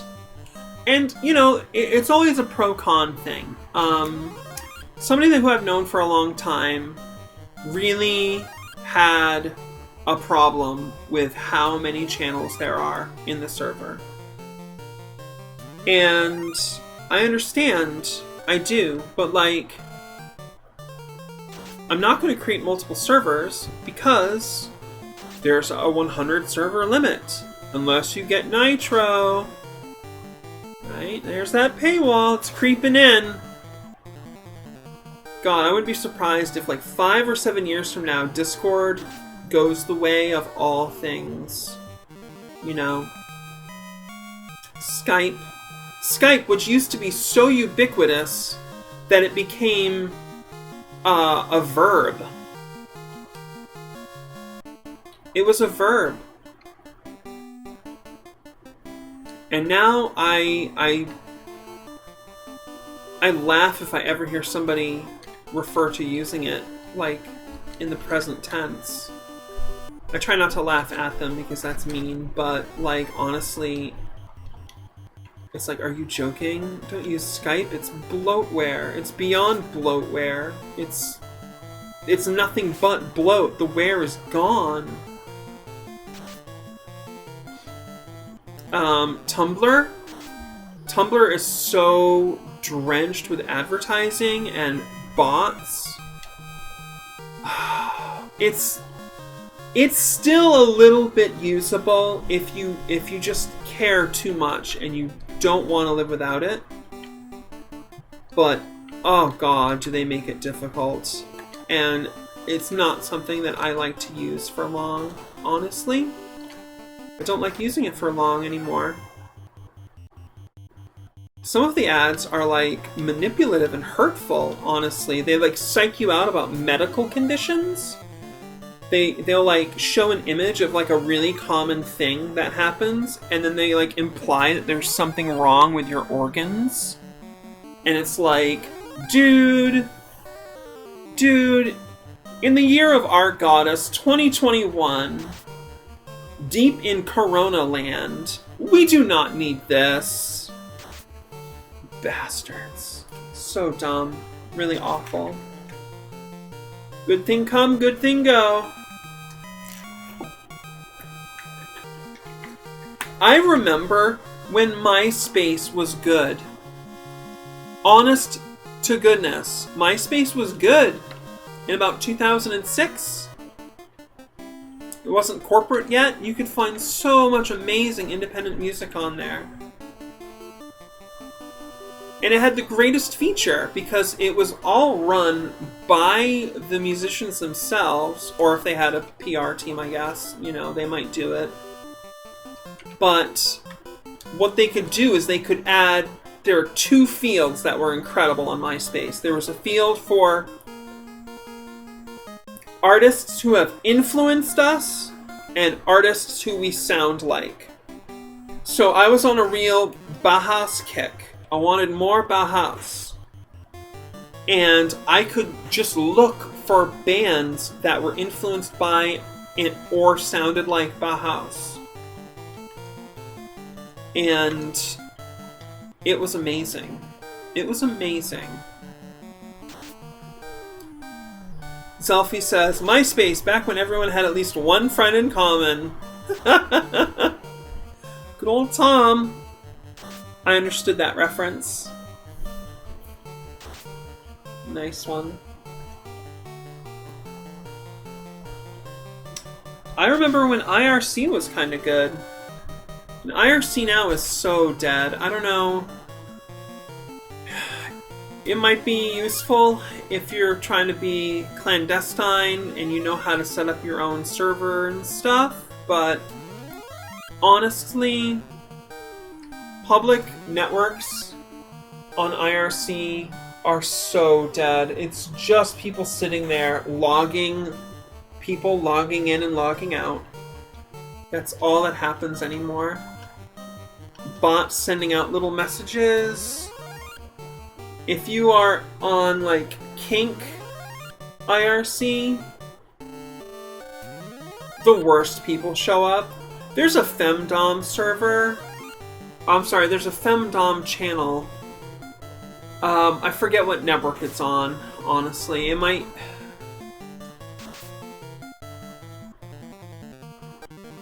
Yeah, I'm drawing a blank. But just the worst people showed up, saying the most annoying things. I was like, I thought we stopped doing this when it became the 21st century. What are you doing? You know? And of course they're always AMAB, presumably cis guys. If you're gonna be prejudiced against the most privileged people in the world. That's all I'm saying. It's just a theory. You could try it out for a while. You don't have to stick to it forever. Just an experiment, you know, in your own personal lab of your inner world of experience. Check out what happens.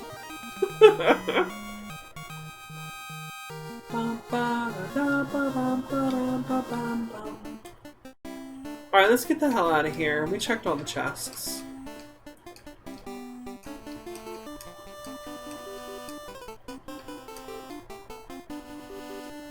Still floating after all these years. 2 fire giants. Let's bring down the damage on one of these at a time. I forget how much hit points these things have, so... I think we're gonna have a bio break once I get out of here. And I get back to the inn to rest. We'll have like a 5-minute bio break. You can go to the bathroom, you can get a snack, whatever. I am going to do straw phonation, blowing bubbles into a bottle of water while making pitches in a certain sequence that is really good for massaging the vocal cords. In the past, I've called it vocal cord rejuvenation. I recently found out they call it straw phonation. It's really good. And it's fun. You know, you get to blow bubbles in a bottle of water with a straw. Zelfie says there's still a huge IRC file sharing community in Russia and most of Asia. That's where the torrent golden age has gone to die, as I understand. Fascinating. That's so interesting. It's gonna come back. Torrenting is too good of a technology. It's too good. It's never gonna really, like, it's gonna come back in a big way. Absolutely.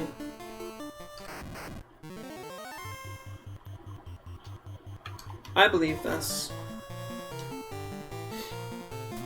You know, we had a thing where for 10 years or so, there weren't too many different streaming services that were worth getting. So the Zoomers kind of just got raised on the corporations providing more or less what they needed. And they didn't learn how to torrent. But you know, once upon a time, literally nobody knew how to torrent. It's gonna come back, especially now where you literally need to have like 5 or 6 streaming subscriptions to get everything that you like need or want. So yeah, it's gonna come back. For some of us, it never really went away.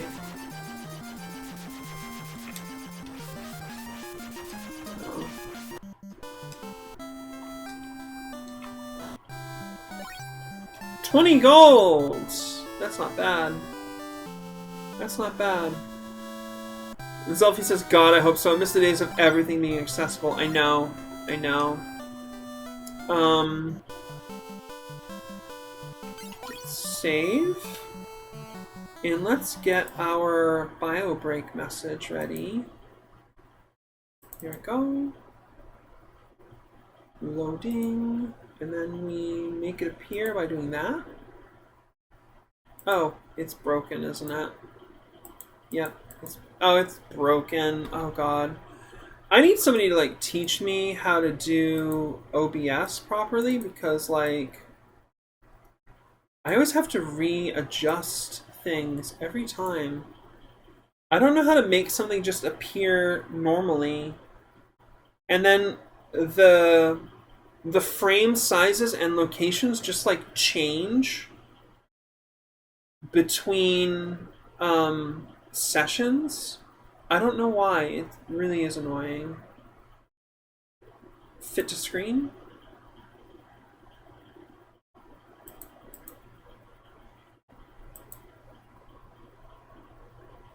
What is happening here?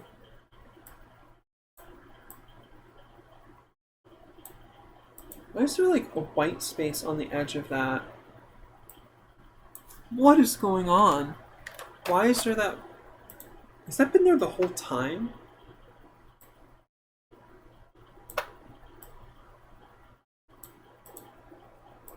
What in the hell? Alright, that seems to fix that. I need to create a new icon for... So let's see, we want a window capture. Call it bio break 5 min. Wait, what the hell? Move.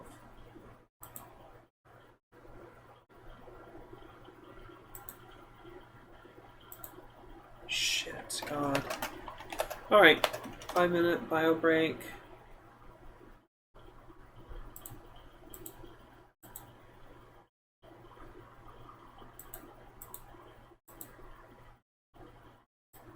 What is this? Oh God, I hate it. I hate it so much.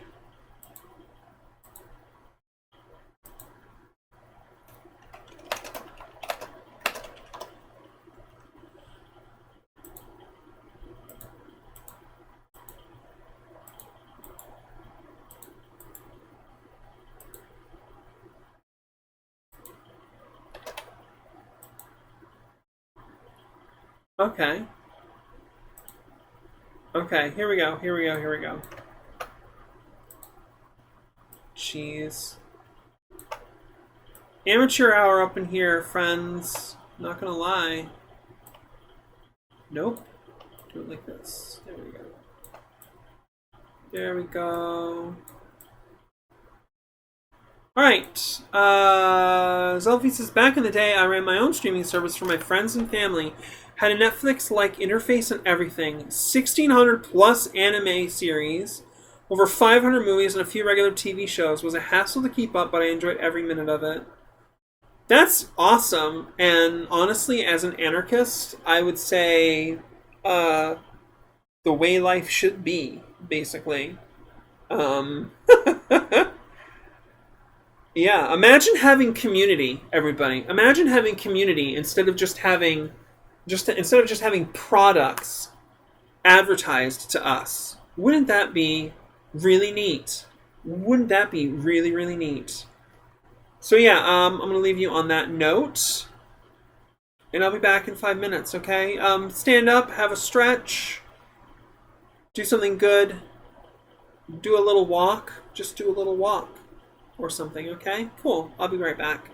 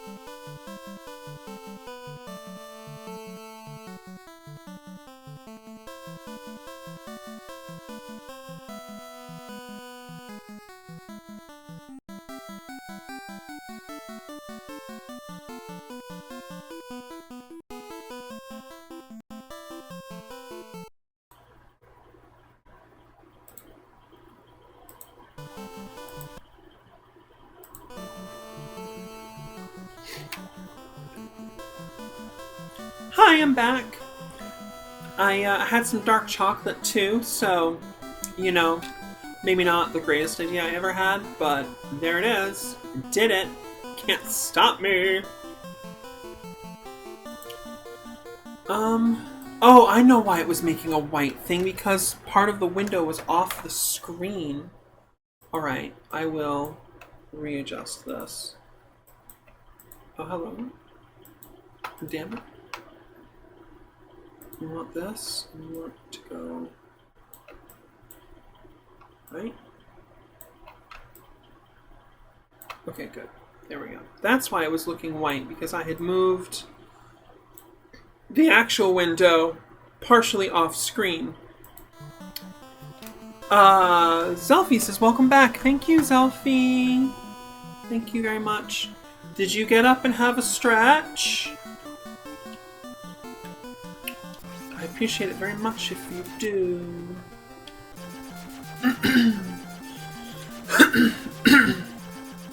Yeah, there's that phlegm. Dark chocolate phlegm. That's some high quality phlegm.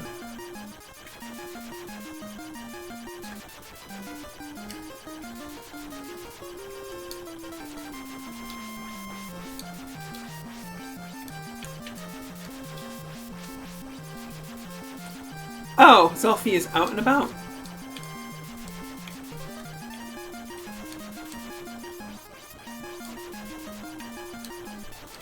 Where's that sweet spot?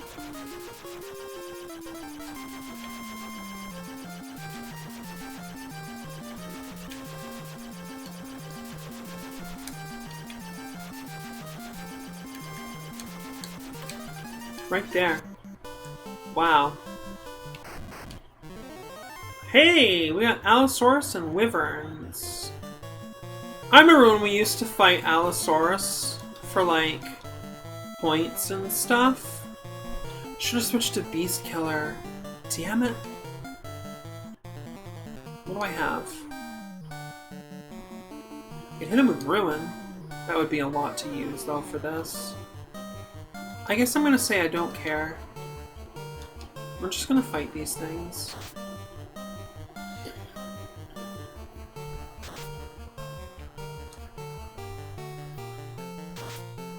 But yeah, there's a 4-tile section that's accessible in, like, the second part of the game, where you can fight monsters who are way beyond what you should be fighting at that point in the game. And if you approach it with a lot of good tactics and strategy, you can just advance your characters really, really quickly. And I believe that is what we did in, like, episode 3 through 5. We did that somewhere around in there.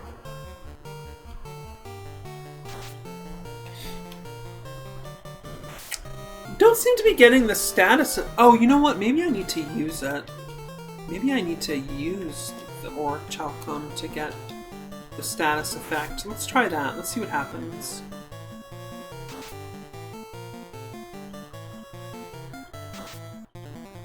Hey, we killed it.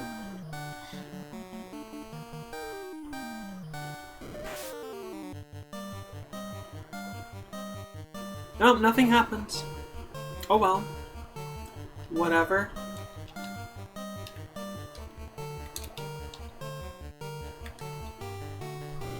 That's fine, I don't care. Watch me, I don't care. God, dang. I was just like, I need to put something into me. I've been streaming for 2 hours, and I was like, chocolate, that'll make me feel good. I mean, it does. And that's the other thing I wanted to mention about doing good after playing BDSM. Cuddles and praise, done enough of that for the right amount of time, or an adequate enough of an adequate length of time. This is how English-speaking human people speak. So, cuddles and praise done to an adequate degree for an adequate length of time triggers the release of oxytocin, which is a really, really nice neurotransmitter. Truly the patrician's choice of neurotransmitters. And dark chocolate is really good at replenishing oxytocin. And if you have a good relationship with your bottom, you want to have that oxytocin release. It's magic! You know, honestly, if we looked at ourselves as having our own kind of pharmacopoeia built into us that we can unlock with the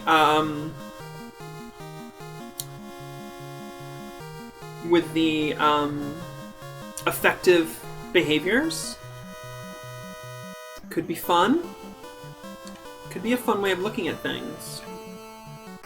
Pharmacopoeia, that's a fun thing to say. These things can cast Blizzard. I'm going to cast Fire. Fire! Fire! Ah! Sometimes I make funny voices, okay? If you're not up for that, I'm sorry. Whew.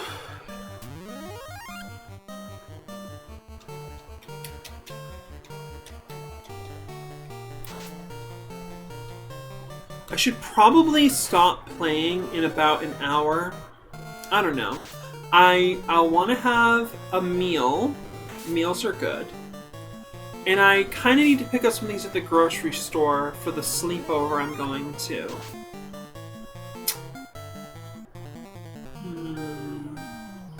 And today's a good day for me to do that because the next couple days either have the sleepover happening in them or have other things happening in them. Zelfie says funny voices come with the territory of doing vocal work, in my opinion. LOL. Yeah, I don't know. It's just a thing. Like, it's fun. It's nice. It's like, I can do this, you know? Sort of that childlike glee of, like, realizing you have fingers. Oh my god! Fingers! You know how happy, like, infants and small toddlers get like that? God. Sometimes the screeching of, like, the screeches of happiness they let out can be much to take, but pretty special. Pretty special how happy they get. It's, honestly, it's gotta be an incredible psychedelic experience to be an infant. Because, like, your brain is literally still doing a big part of its forming.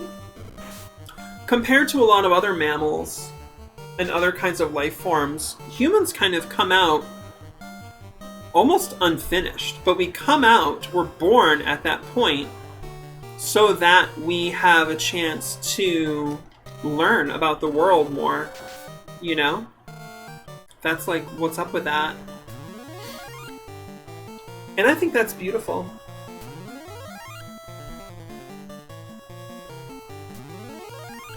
We stand. We stand. Zelfie says, yes! The world from the eyes of a child is more wonderful than any other experience that follows. Well, I wouldn't be so quick to rule out the possibility of re-accessing that mental state. Is it easy? Does it come naturally to everyone? Perhaps not. But with skill, patience, perseverance, lupa, lupa. See your face upon the clean water. How dirty! Come, wash your face. I just washed it. Okay, so... Oh, these people, they speak a language I can't speak. I remember this. I don't think there's anything I can do here until I learn their language.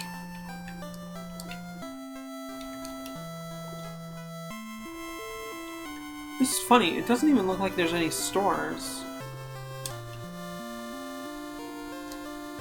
Okay, good. Yeah, I was just referring to, like, a slight potential implication of the way that was phrased. And that's not a problem. It's totally fine. Right, there's somebody on the outside looking in, and I'm gonna find him. Yes. Same difference. Okay. Oh, shit! Whoa! Oh my god! I found it, yo! Oh, that's too bad, because I don't have Holy listed down as what I'm planning to get. No, wait, yes I am! Oh my god, I am. I can get Holy. Yes! Sickening! Flare? Yes, please. Wow, that was like half of our money that we got. That was 100,000 gold for those, but worth it! Yeah, we do want Holy there. Yeah, that makes sense. And, Flare should go first. Cool. Flare, kill, stop? Yeah, that's probably best. Radical. Big spend, but worth it indeed. I mean, it's Holy, you know? Okay, how do we get in here? Oh, it's the same place. It wraps around. Whoa, that's wild. That is so wild. Okay, you probably can't go here. Oh, you can. You can go all the way over here. And it wraps around. Yep, step there and you're done. Wow, that's wild. Okay. Well, that was worth coming here for that.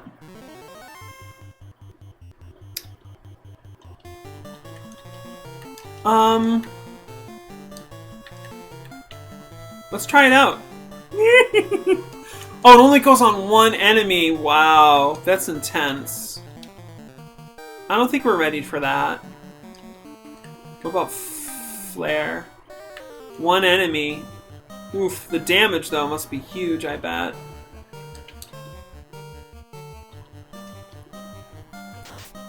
Okay, cool, cool.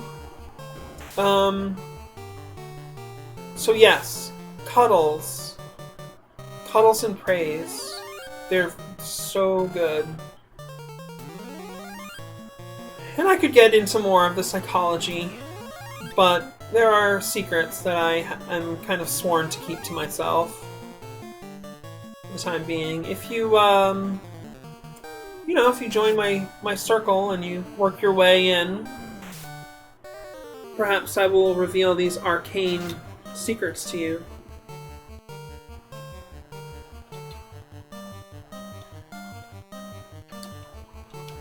They're not really arcane, they're actually new. It's a myth that, like, there's secret wisdom hidden in the past. And honestly, that kind of narrative feeds very neatly into fascism. So let's just dismantle that kind of rhetoric when we encounter it. Because fascism is a virus that will kill everything. It's never satisfied. There's never an enough with fascism. Because it always needs to have an other to persecute and blame. So it will always find one. In its early stages, it makes compromises. That's why you see some gay people or I think some minorities in the Nazi regime. You know, it's not too dissimilar from our very own hegemony that we have today, and the way that they will use people of color if they will be convenient and maintain the required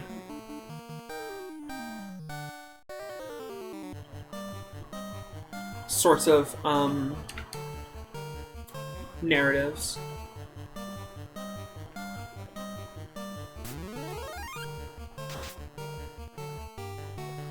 That'll do it. I probably should have, like, attacked the troll, actually, with everybody's physical attacks. Oh well, that's fine. I don't really care. It's not a problem.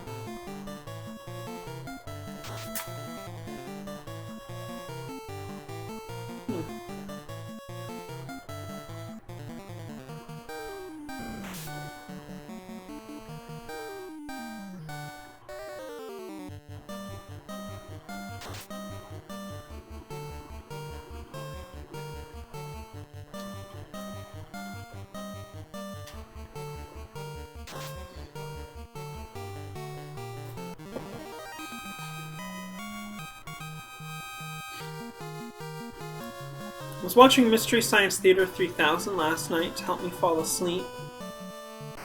I'm a big Joel fan. When Joel was the host on MST3K, that was my favorite. I don't like Mike. I don't like him. I never have liked him. I Joel is like a stoner that comes in, you know? He's got really big stoner vibes. And Mike comes in and he acts like a children's television host. And I really don't like that. I don't really respect it, if I'm being honest. It's just the wrong take to me. He's got good riffs, not gonna lie, but like the segments, I don't like him. I never have. I don't like his energy, his like presence, his demeanor. And I got super vindicated when I found out a couple years ago that the real life Mike is actually a reactionary asshole. So that explains why that friend of mine in high school who went on to become a reactionary was such a Mike fan. Yeah. Big old Mike fan. It's funny how things like that line up.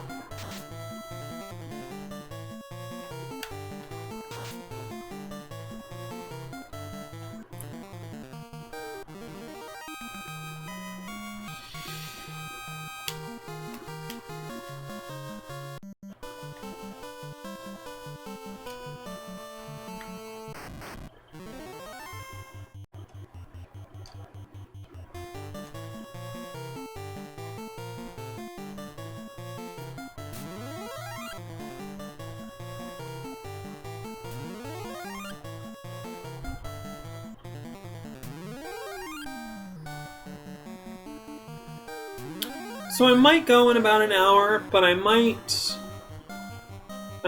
decide to go shopping later at night. I don't know. It's definitely either or. Either I get out of here about 3 o'clock, or I don't leave until like 6:30.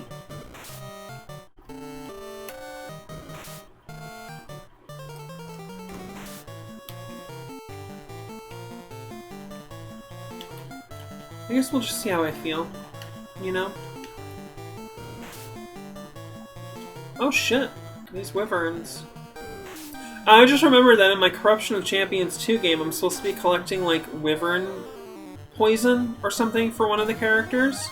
And I was like, oh, I'm fighting wyverns, I can collect the poison from them, and it's like, no, Ink. Those are two completely different games. I used to really enjoy the original Corruption of Champions a great deal. Corruption of Champions 2, in strict game terms, is like a better game. But, I mean, the point of Corruption of Champions was to be like a sexy game that you would, you know, like masturbate and stuff with, right? And I don't find that to be super accessible in Corruption of Champions 2. I don't know, there's just... Part of the problem is, like, I'll get sucked into these long-ass, unskippable, like, story segments where there's just tons of dialogue happening that's just, like, going over the plot and developing the plot and having these characters just kind of develop each other in conversation. And, of course, I fundamentally like that kind of thing, but I can't save the game while I'm in the middle of that. Like, it doesn't let you go to the save screen, and that just, like, I don't know. Maybe the game is trying to dom you, like low-key dom you, where it's like, no, I decide when sexy things happen on screen, little missy. Don't you brat at me. It's kind of like that. It's kind of like that with Corruption of Champions 2. And to me, the way the game should be is any encounter you have, you should be able to access from a menu and just go through it again. So you can get the results that you want. So that you can get the results that you want. You know what I mean. Alright, welcome to Gaia. What do we got? Blizzara and Break. Oh, Blizzaga and Break. Well, we got Blizzaga and we don't want Break. So we're fine. We're all set there. Kiraja and Diaja. I think we have both of those already. Yes, we got them.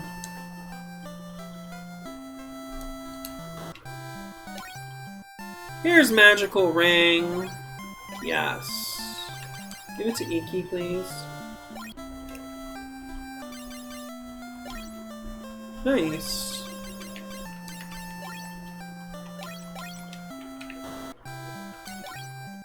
So... wow.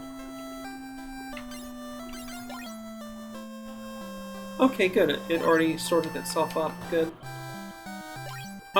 We got Ruby Bands. Ruby Bands are good. Inke needs one of those.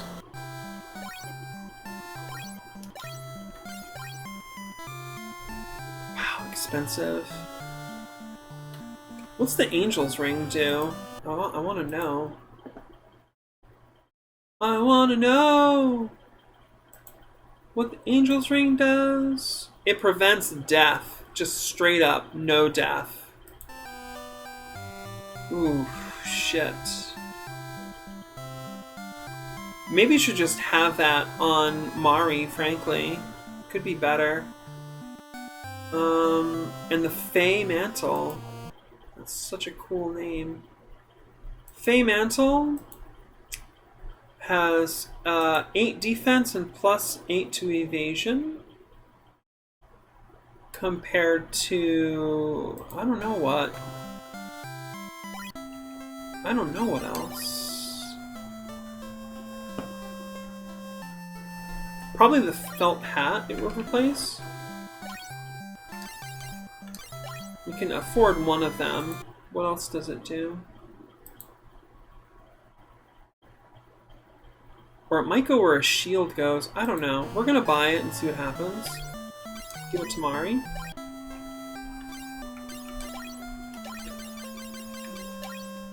Oh no! It's just bonus! Oh, that's amazing! Maybe it's where the shield slot goes. And they don't have any of those, so... cool.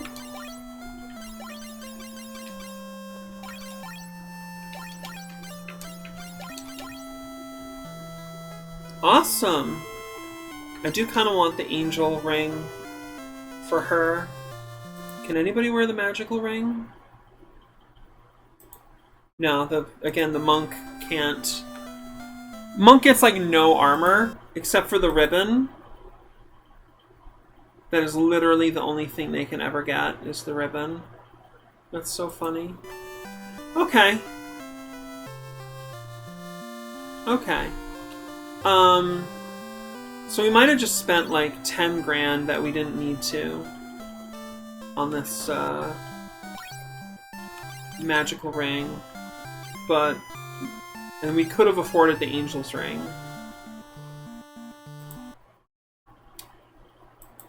It just says it prevents status. It doesn't say what the statuses are. Well, it doesn't include poison, or time, or death. Other statuses. I don't know what. Hold, maybe? Does it prevent hold?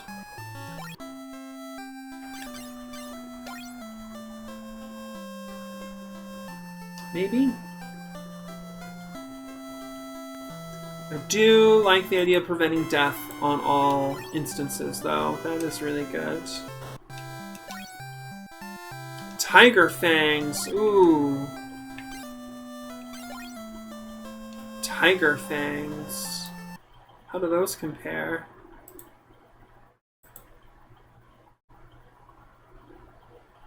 They are stronger than the Dragon Claw. They don't do all that elemental damage. Instead, they do status and poison. And bonus damage to beasts. Whereas the Dragon Claw does bonus damage to dragons. Which makes sense. And it does all kinds of elemental. Burning Fist. I don't think you get the status off of the second item, so yeah, we need to go do some more grinding and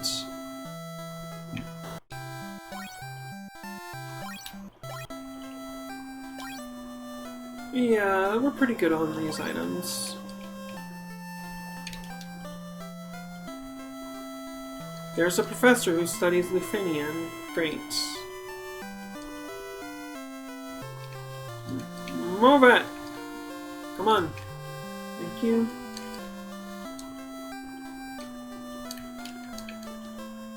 Hardy har, you are too late. I stuffed the fairy into a jar and sold her to a caravan. Nasty.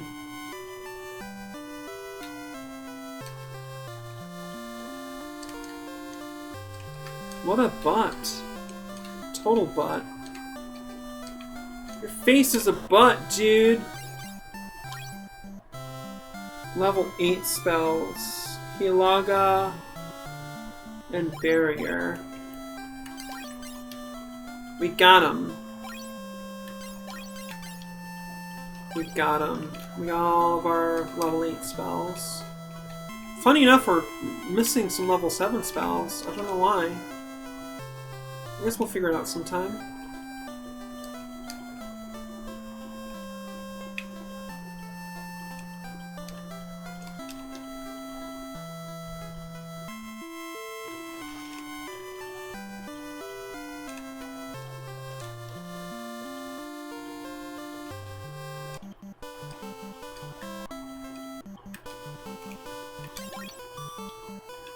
Alright, where do we want to go to get some levels? I don't know, this desert is a new location, so let's go in here and see what kind of fights we get into. You know what I mean? Bullets. Exciting.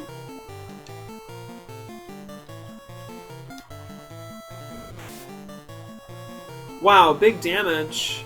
Damn, right out the gate.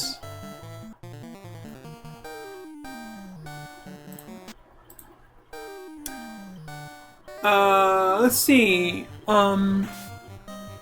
Zelfie said they don't just make compromises to bring in members of idealistically descending groups. A tactful authoritarian will also point to them as reinforcing examples.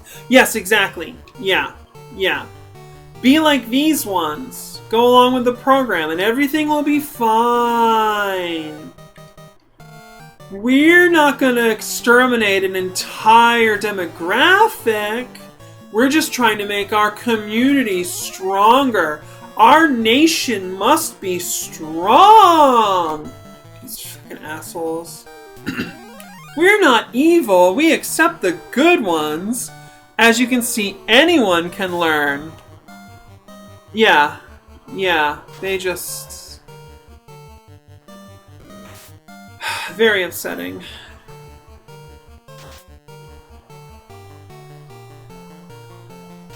Kaijimara says nations are violence. And, babe, I gotta agree. I gotta agree. Borders are violence. Goddess didn't come down to Earth and draw a bunch of lines on it and say, you know, the people on this side of the line can't go to the other side of the line. Nuh-uh. The map is not the territory. And I say that, again, as a Discordian, not as a less wrong forum member, which I appreciate kind of like what they were sort of trying to do there, but again, ego gets in the way, I think, for some people there.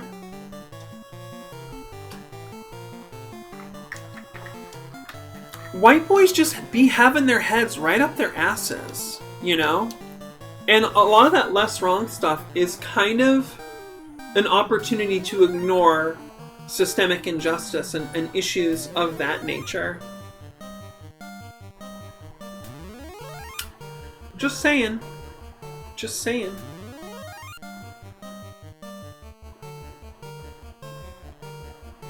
So what we want right now is big gold. We want to fight some things that are going to give us a lot of gold. XP, less of a thing, frankly, right now.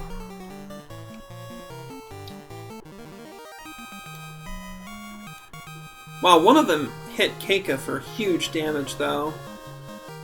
1,800 golds. I mean... Oh.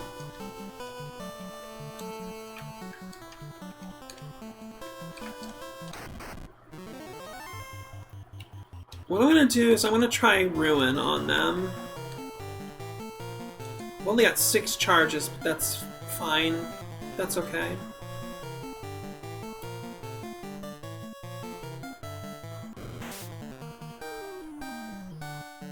I really wish it was called Weaken. I talked about this in part 11.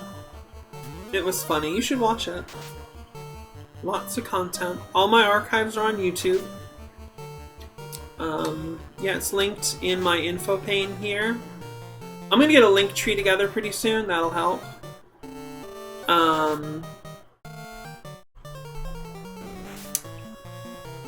Yeah. And speaking of that, if you're enjoying the stream, consider following on Twitch and subscribing on YouTube. Give a thumbs up. Leave a comment. Follow me on Twitter at Miss Ink Noir for the NSFW stream. And Miss Ink, or no, it's at Ink Noir SFW. I decided to drop the miss part for that because it just seemed like more SFW. Like, you could be a miss in an SFW space, obviously. Like, it's a kind of a teacher, kind of a nanny role, but I mean, let's be honest, that stuff gets pretty fetishized. Anyways, doesn't have to be. But you can follow on all these different cool social media platforms. I've got a Patreon if you want to support my work. It would be really nice if you can. Don't break the bank. I don't go for that. Like, that is one of my real, like... It's like more than a pet peeve. One of the things I hate most of all in porn content that you find on, like, Pornhub or any number of these, like, porn video sites is the, like, destroy yourself financially, extreme version of, like, Findom. So, like, okay. Like I've said before, there's nothing wrong with playing that narrative in a scene with controls. For instance, like going gambling, like going to the casino, you have a specific pool of money that you're like, it is okay if I lose all this money. I'm gonna go and gamble on this money, and this is considered the expense for the fun of doing the gambling, right? You should have that. And again, there should be proper structuring. There should be pre-talk and after-talk, aftercare, etc.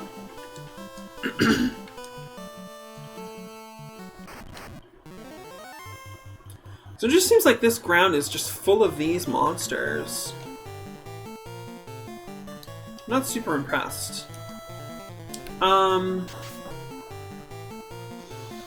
Yeah. So they put out these videos with no safety measures at all, just feeding into this fetish for self-destruction.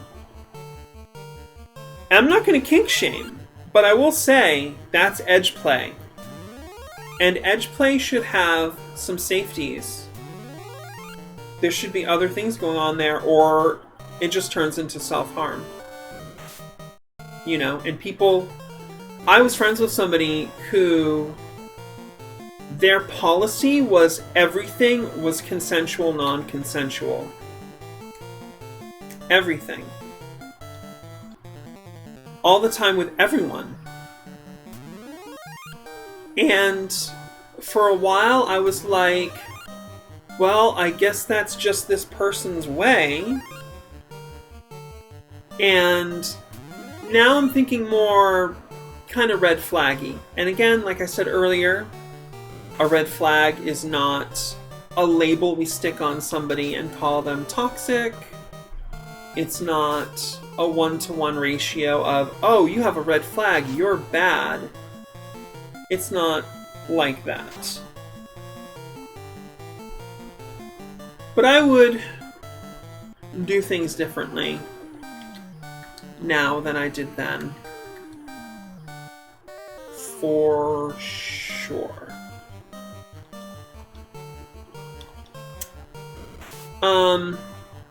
And that's like that. A lot of kinds of edge play, like CNC, financial ruining, and of course your traditional edge plays like knife play, you know, choking or smothering, right? These are edge play.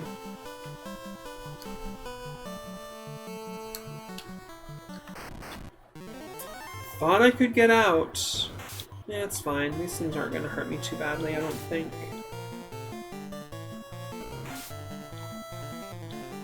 I actually think I'm just going to run. I don't want to fight these things right now. I'm not interested. Yay, we did it. We ran away.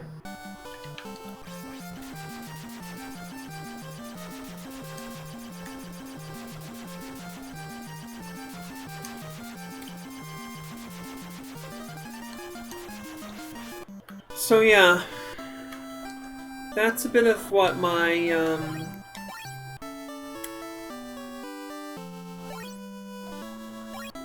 that's a bit of what I don't like that's out there, for sure.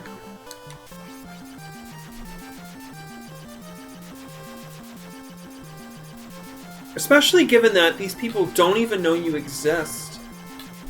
You know? That's what really gets to me. Is you don't even have a relationship with this video provider.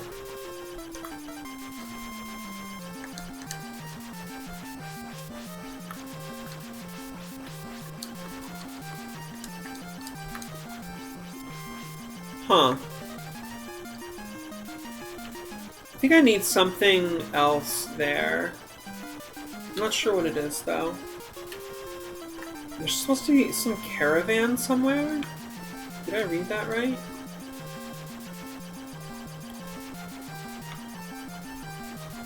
I have no idea where that is.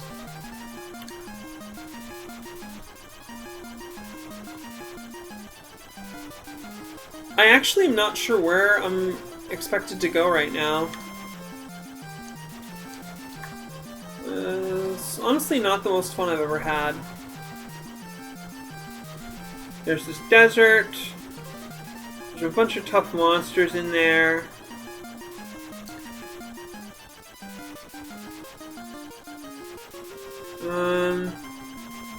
I don't know. Where do we want to go?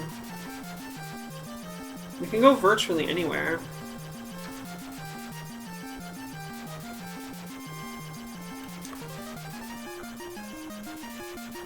Alright, let's go over here. Let's do this place for a bit. Oh, you couldn't be nice and just put a landing spot anywhere right by the castle, could you? That's some pretty major jerk behavior right there. Yo, where the hell am I supposed to land? Over here? Nope, can't land in the desert. Seriously, you expect me to go all the way around? Can't land. Can't land here. Ocean? Nope, can't do that yet.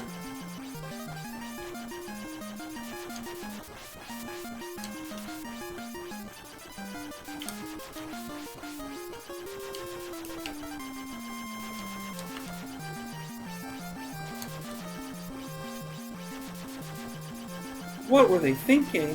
Why? Why did you do this to me? I wouldn't mind walking a little bit of distance, but damn!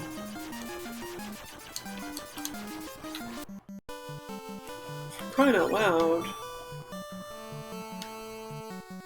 Zelfie says, yeah, I agree the parasocial dynamic is super unhealthy in the context of hypno and kink. Not very healthy in general IMO, but that's a whole other thing. Yeah, well, it's important for content creators to come into it understanding that that is a factor.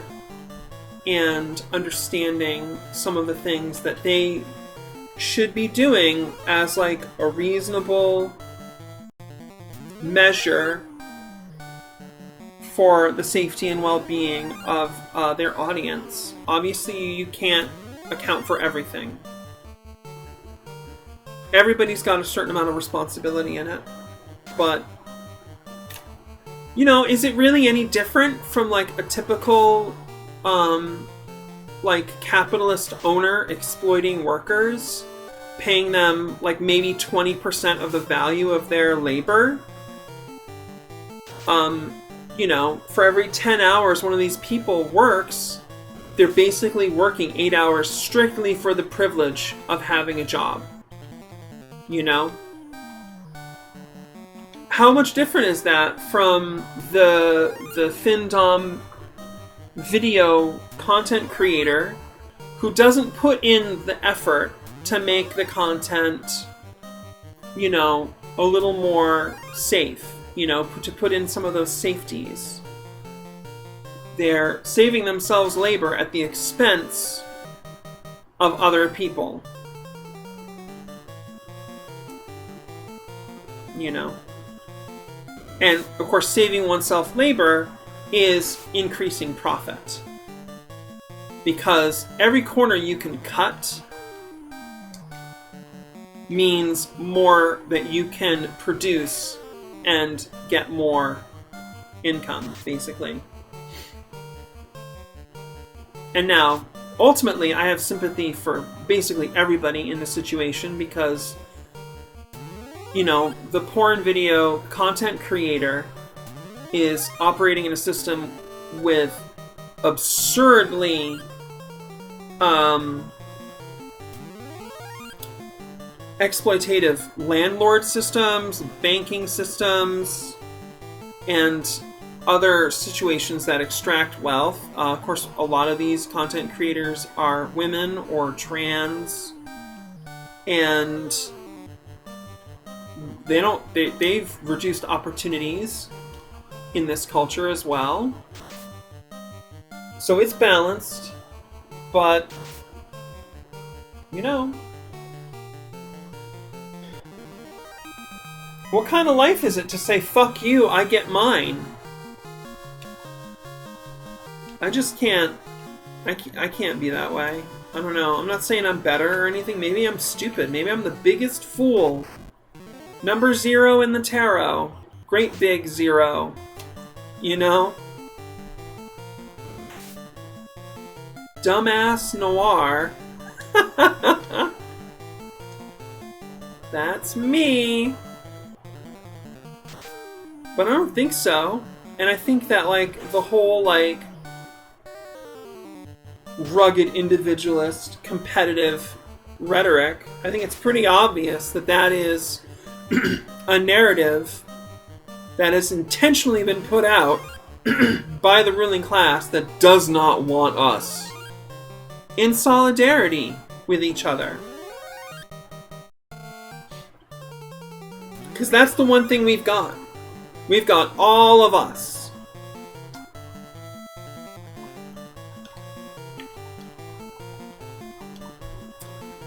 Zelfie says, my dad is very fuck you, got mine. That's rough. Dads, am I right? Kaiju Mara says, big sweet dummy, I'm the same, completely empathetic and I just can't let it go. Even though sometimes I really should.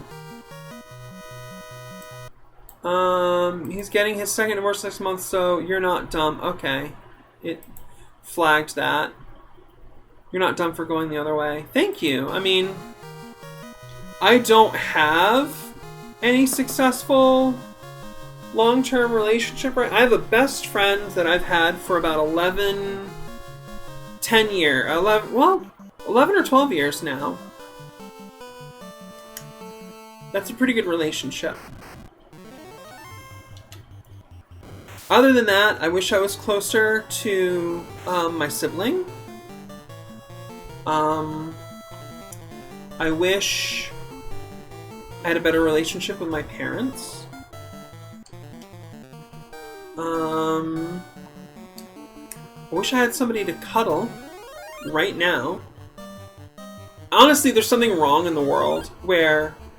No, you didn't write anything bad. It just it was Zelfie, and I just have my Twitch settings to, like, the highest bar for, like, checking, for, like, flagging comments, you know? And it goes overboard, and then I just let it through, right? Honestly, there's something wrong with the universe. That Miss Ink Noir is sitting here right now, and her legs are not being cuddled by an adoring sub. That's... I don't know how to explain it. Personally, I have no explanations for you about that. I think we are going to use some magic. What do we want to use? Quake? Cuddles! Cuddles are coming back in style. Cuddles! We used to have them all the time. But then the hateful patriarchy made us feel really bad for being vulnerable. And now we're taking them back. Take them back now. Cuddles are great. I just made that up. No big deal.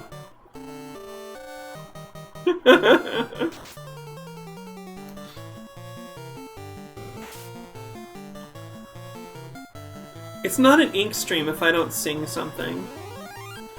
Someday there'll have to be a poll. Which do you prefer, when I sing songs that actually exist, or when I make up shit on the spot and frequently have, like, not so great lyrics because I can't do everything?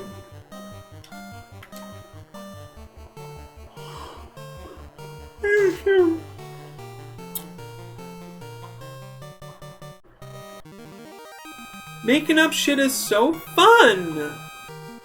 Yes! Kaiju Mara, you're gonna love my bimbo file when I release it. Oh my god. Gonna love it.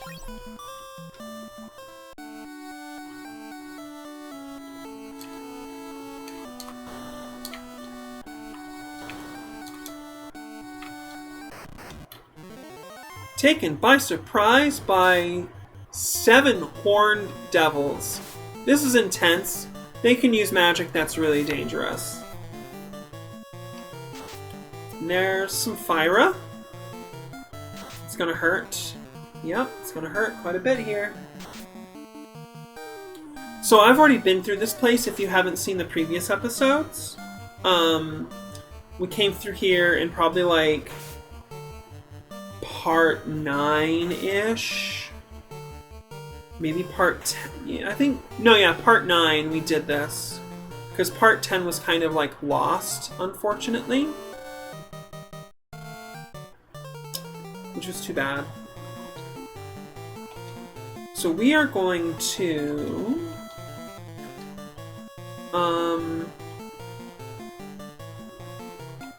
I think we're gonna ruin them. Yeah, let's ruin them.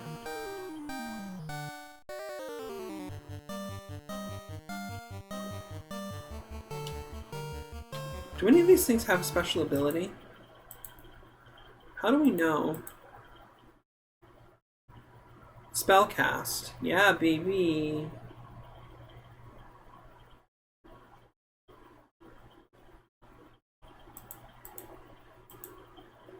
No.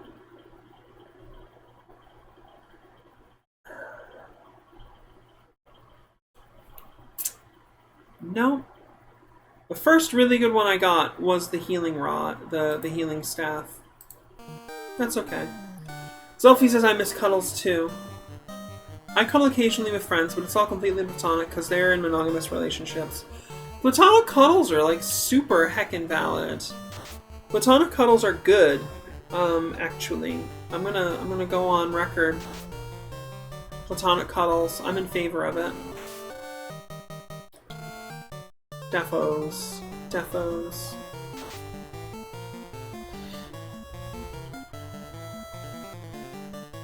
Okay, one of them ran away. That's funny. Sure. Another one of them ran away. I guess they don't like my level. They're like, oh, look at that level. That's quite a level you're at there. Oh, they saw the ruin coming. Oh! I'm gonna put a little haichu in my mouth here. Yeah, just a little something.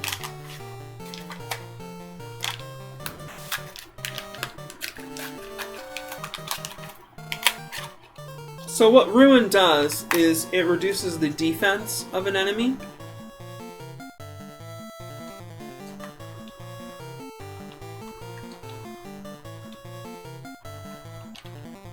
So if they have high defense, they'll take more damage.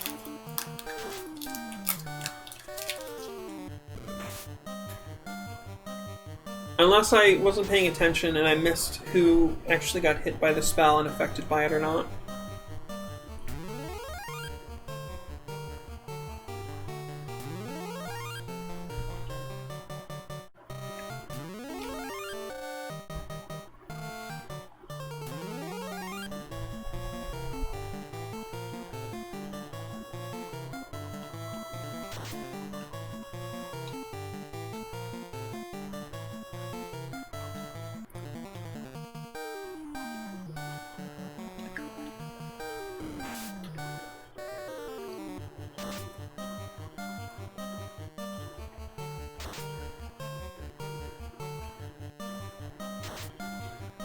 Single for 6 years, that is a rough haul.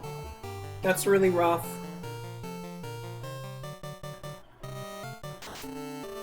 I'm sorry, friend.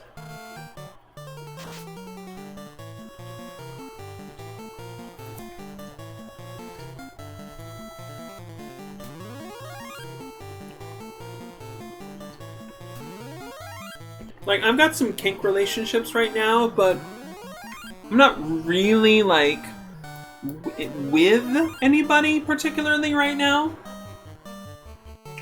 Not presently, not, like, yet. I don't know.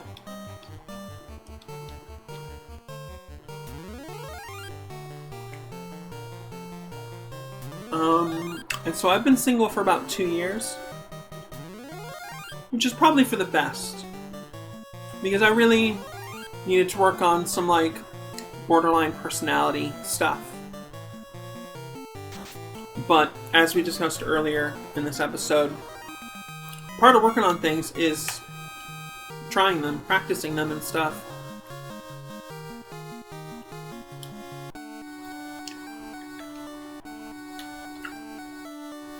Kaiju Mara says I have never been in a relationship like that. Like, where you're, like, dating somebody and you're, like, fond of each other and stuff.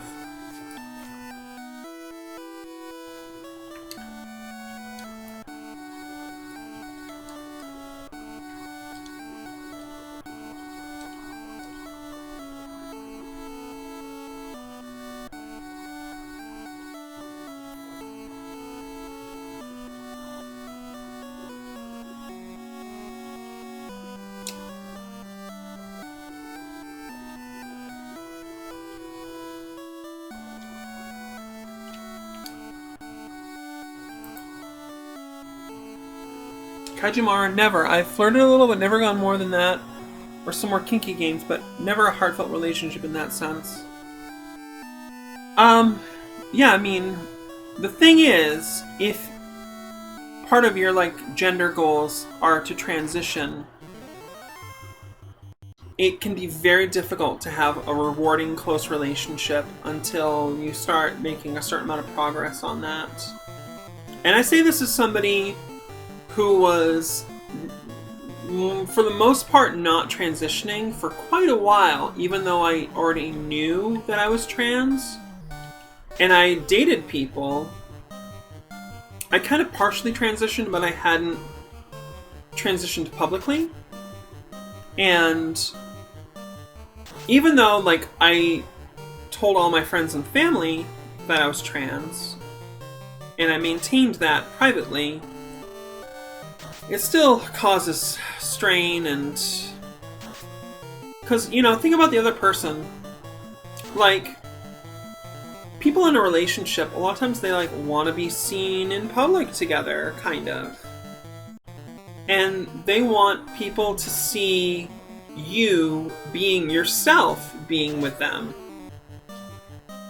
I think this is kind of a deep human thing. It's not necessarily a choice. Especially, I think this applies to anybody who is on the romantic spectrum, or the romantic side of the spectrum, between being romantic or aromantic. Although I might be mistaken, I'm just kind of speculating right now. So yeah, I gotta encourage taking some little steps. Little steps are good. We have feminization channels and channels for trans people on my server, so you know, and it's okay. You don't have to go from 0 to 100 overnight, you know, and you don't have to go about it in any particular way that anybody says. You can progress in the way that's right for you.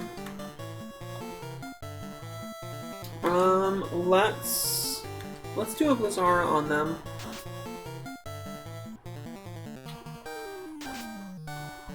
And then, you know, when you're starting to make headway and you're starting to have some of that gender euphoria. You're looking in the mirror, you're looking at yourself, you're starting to wear clothes that you really like and things like that. That's a good time to start hitting those dating apps. Time to smash on Grindr! So Blizzara's not really doing that much damage, but it did finish off 2 of them, so that's good.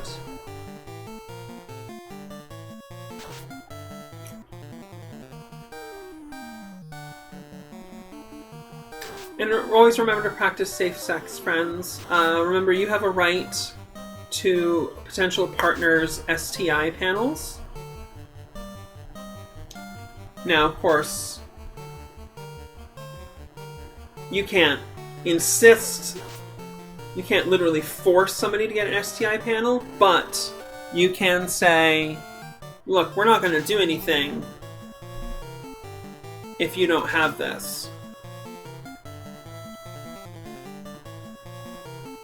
That is absolutely a valid boundary, and one I strongly encourage. I mean, you know, it's like, oh, STI panel is sexually transmitted infection. People used to say STDs, but calling them diseases is not inclusive enough about the different things that can happen with STIs. And it's also kind of stigmatizing, you know? Like a bit. We can do poison now.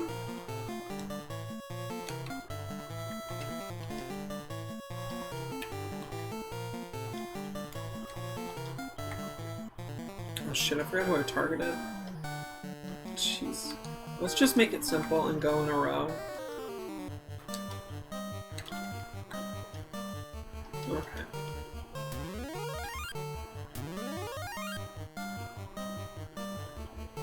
I forgot these things could do poison damage.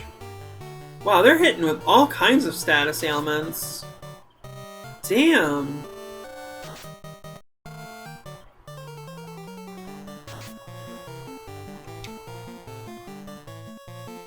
This fight is going on forever. I don't like it. Huh. Shit! Now Joko is blind and poisoned. God damn. Yeah. Zelfie says disease is uncouth and loutish language, lol. Like, yeah.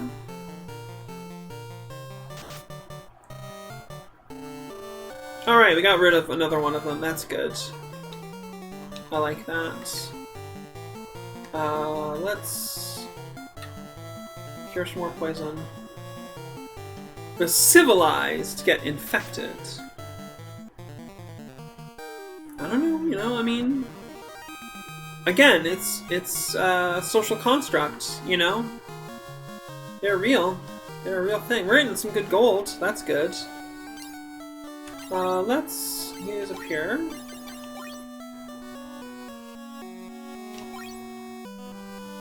Yeah, Zelfie is being, like, ironically not ironic. I understand. I value that. A clay golem.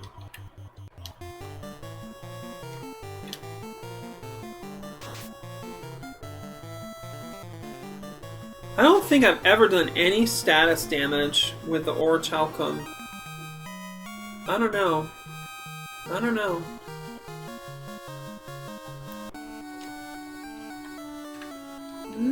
Nothing!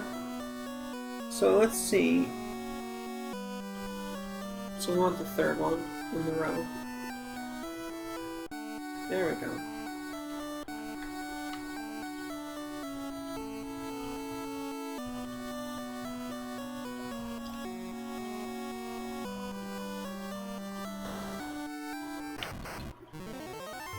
We have been surprised by a nightmare.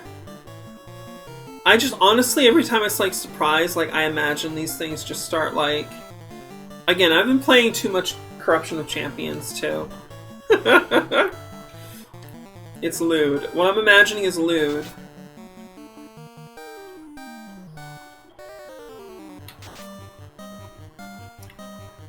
You know, I planned on putting clothes on before I started streaming, and then I forgot. That probably would have helped. I should have put clothes on. Kaiju Mana says, if I am anyone's champion, I would be disappointed if I wasn't corrupted. Nice.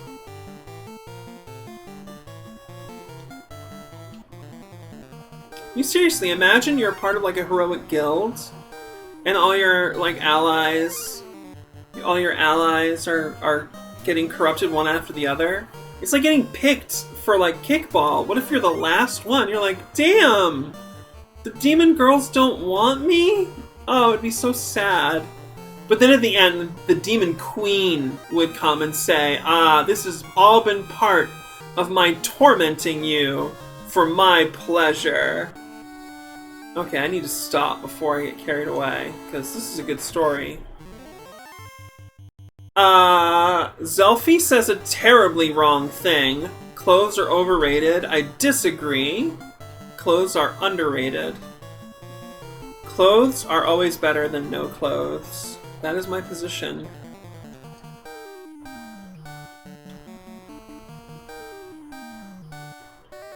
Yeah, we'll do that again. I don't know, let's just do fire, I guess.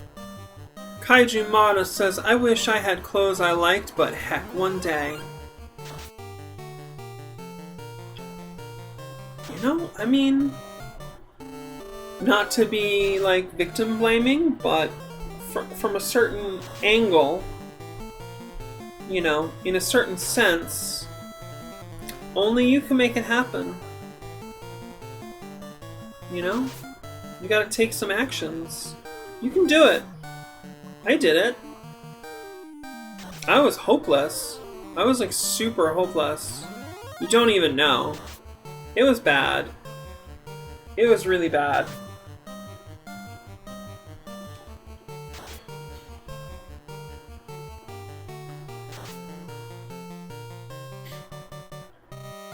I would get really dysregulated. I would think, I'm never getting away from this. It's never gonna happen.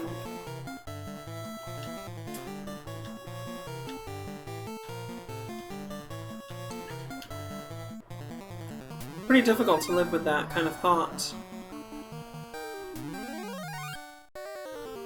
It's not the kind of thought we prefer to have around.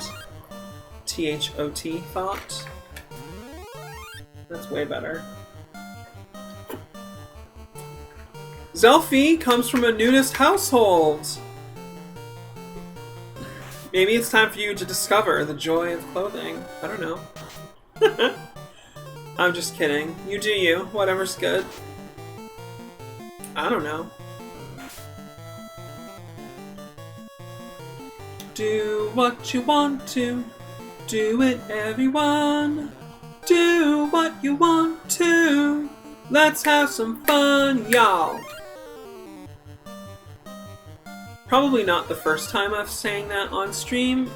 Definitely won't be the last.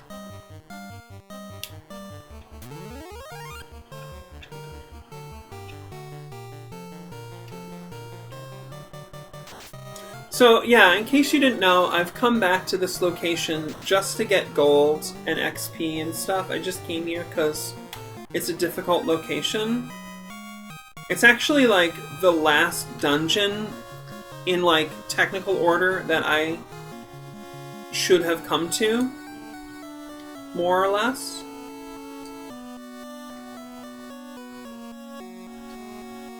I know I've opened all these chests. I don't need to fuck with them. Wow, look at all these mummies. Mummies alive! Little fire for the scarecrow. Zelfie says, I like to dress up as much as the next girl. It's just never part of my body image. I could wear anything. It won't change how I see myself. Okay. Sounds nice. Maybe. Could be fun.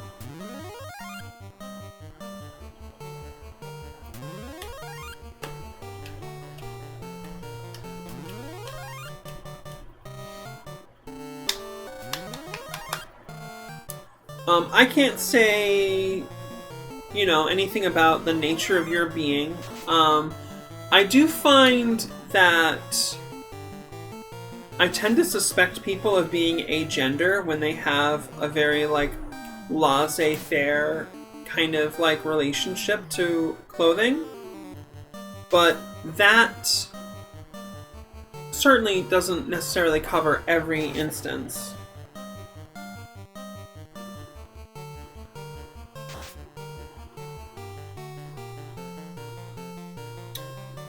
I gotta praise my sub for doing good things. 1 second.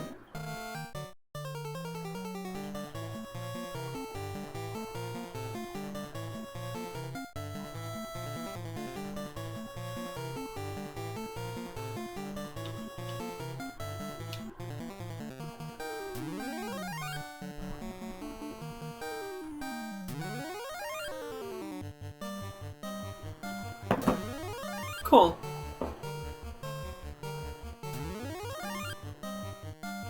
Yeah, indeed do many things come to pass. I don't think I'm absolutist about anything ever. Everything is relative. Everything. Everything's situational, conditional, contextual.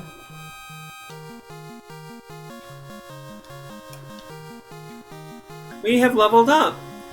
Keika's hit points have increased to 668, with an increase in strength, agility, vitality, and luck. Gyoko's health has increased to 546 points, with an increase in agility, intellect, vitality, and luck. More crits, more crits, more crits! Mari's health has increased to 436, with an increase in intellect, vitality, and that's it. And Inke's health has increased to 345 with an increase in strength, agility, intellect, and luck. Cool. Yeah, we're grinding.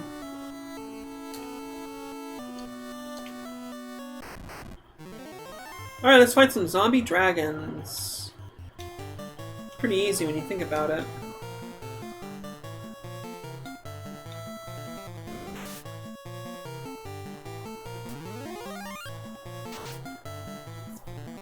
Zombies don't like fire.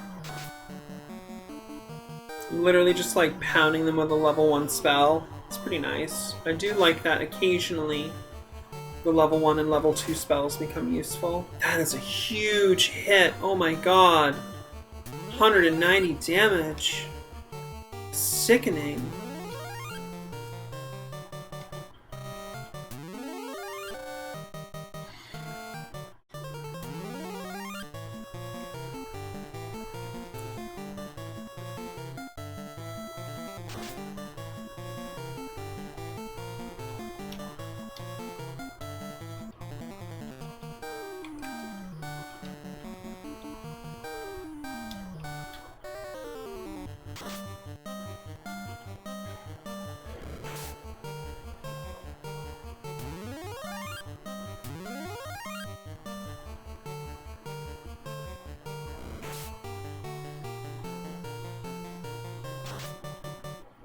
Nice crit from Inke.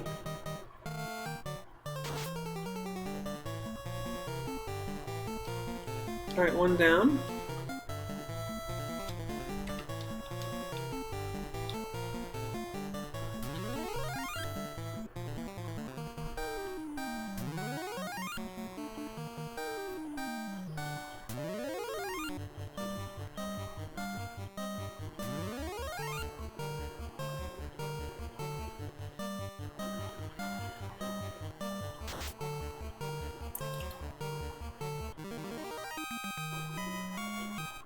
Cool.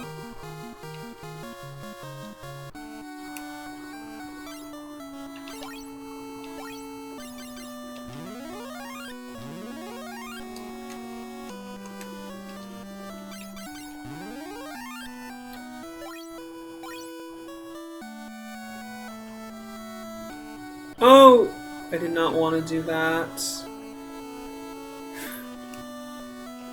Oh well. You know, we're gonna pick this up in part 13. We're just gonna grind here some more. That's what we're gonna do. We're just gonna do that. Yep. Let's go to the post game.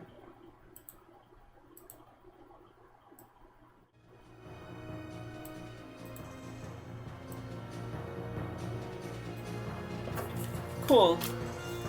Yeah, we're gonna stop there because I have some other things I want to go do, I guess. That was good, you know, we played for like 3 hours. That's fun.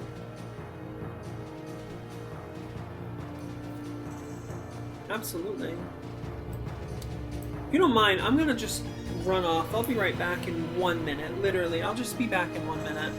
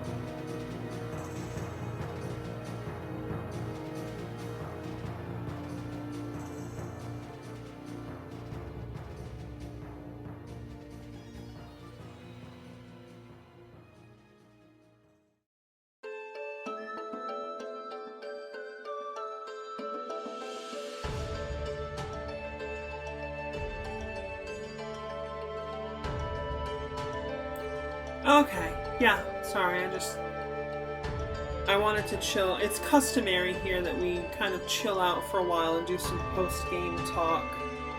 But I knew I was not going to enjoy that if I was sitting here feeling like I needed to pee the whole time.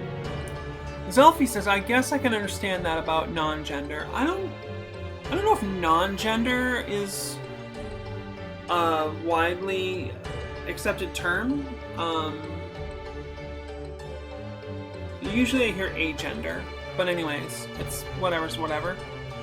I'd say that would mostly apply to people who grew up in a family that expected them to wear clothes. It's true, exactly, yeah.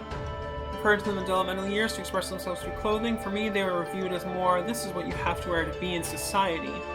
So I kind of see it all as various uniforms. I mean, in a way they are. True. Some comfortable, some not, but not necessarily reflecting who I am. Sorry if I've been monopolizing the chat. I mean, I don't think you're monopolizing the chat.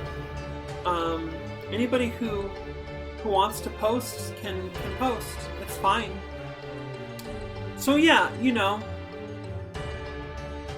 I guess that's the question, is if you ever did feel that there were clothing that reflected who you are, you know? But you might not, because you might not have internalized that kind of set, so to speak. Nothing wrong with it.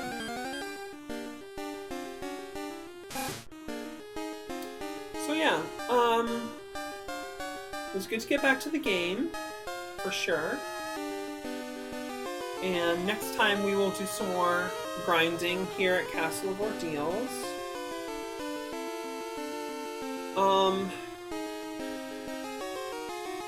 I'll try to do it again in like 2 weeks. I can't do this super often because of my schedule, and also like I really need to focus on doing things that are more likely to increase my income, because I'm kind of not making as much money as like my bills require. Not a good situation. So I'm going to be focusing on that, working on the hypnosis stuff. I'm not sure. I mean, it could be ready to premiere in 2 weeks, honestly. Depending on what happens. I don't have a whole lot of appointments.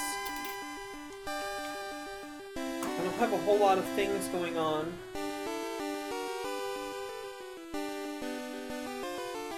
And that's intentional so that I could work. I mean, after the appendicitis and going through all that and recovering from that, I was like, damn, I need to put myself in a position where I can work.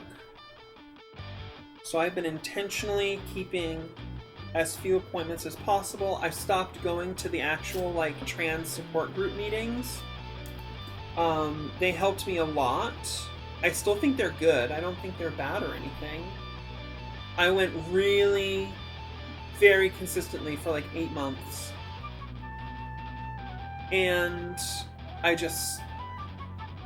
gotta minimize as much as possible so that I can focus on my work. And I want to get out there. It's really good stuff. I'm extremely proud. The few people who have got to listen, either because of their connection to me, or I briefly had a beta listener program early on when I was doing the first 2 files, and I was just kind of curious what other people thought of like what was happening. I heard very good things.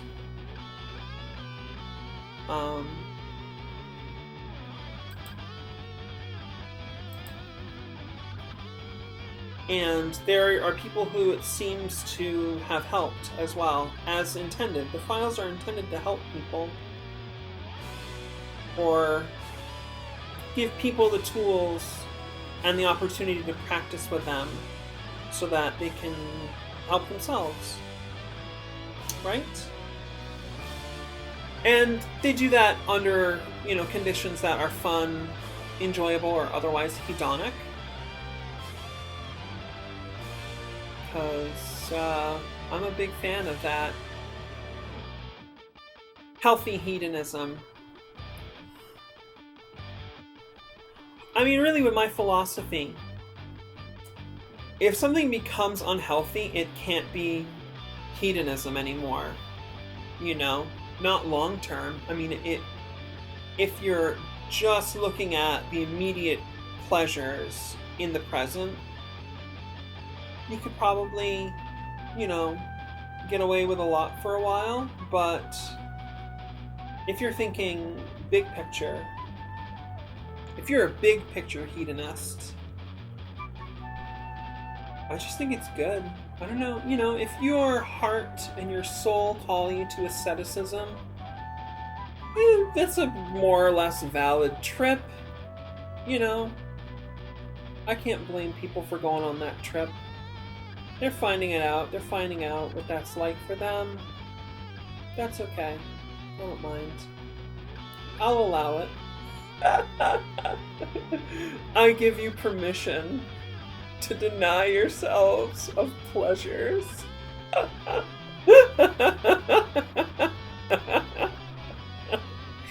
Oh, shit. Zelfie says, the way you talk about hypnosis is pretty reassuring. Looking forward to hearing your work. Cool. Thanks. I mean, I'll be honest. I have the mentality that I have today because I have fucked up. It's as simple as that. And not just once. Like, I've hurt people. I hate to say it because there's that fear that I'm going to get canceled or whatever, But I'll just say, like, I have done things that didn't come from the best places, emotionally and cognitively speaking. And I've hurt people. And I hated it, and I still hate it. I don't want to be having that stuff. So, just been trying real hard, I mean, honestly, I come from an abusive home. Like, I'll just say it because I'm trying to destigmatize discussing these things. I don't have to get into all the details, because it could be triggering. B, people might just not have the mental and emotional real estate for that right now. So I don't need to tell you all the dirty details, and please do me the kindness of refraining from imagining what I mean when I say I come from an abusive home, because there are many forms of abusive homes. But I do, and it kind of twisted me a bit. And I have had to unlearn stuff, and I'm still unlearning stuff. So, yeah. Just keep me reasonably accountable. I prefer the call-in framing as opposed to call-out framing. I think that, the call-out impulse tends to do probably more harm than good. It's part of the whole, banishing kind of, impulse to, exile people from the community or from the village. And at some point in human history, maybe that was necessary for survival, but it's not anymore. It's just hurting people and then leading to further harm, because how do people learn? So I prefer the call-in framework, and call-in means talking to somebody one-on-one or with a small group, talking with sympathy, if not outright compassion, focusing on rehabilitative justice. You don't have to fix a person who's doing harm, but I think the compassionate thing to do is to at least point them in a couple of the right directions. And that has happened to me with the Sapphic Mindbreak Palace Discord server, which was really good. Pretty grateful about that.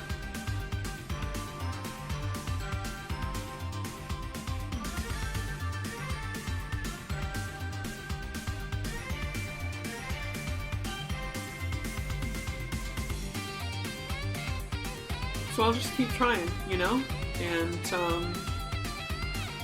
hopefully I'll have opportunities to learn how to correct any mistakes that I make in the future, or am currently making.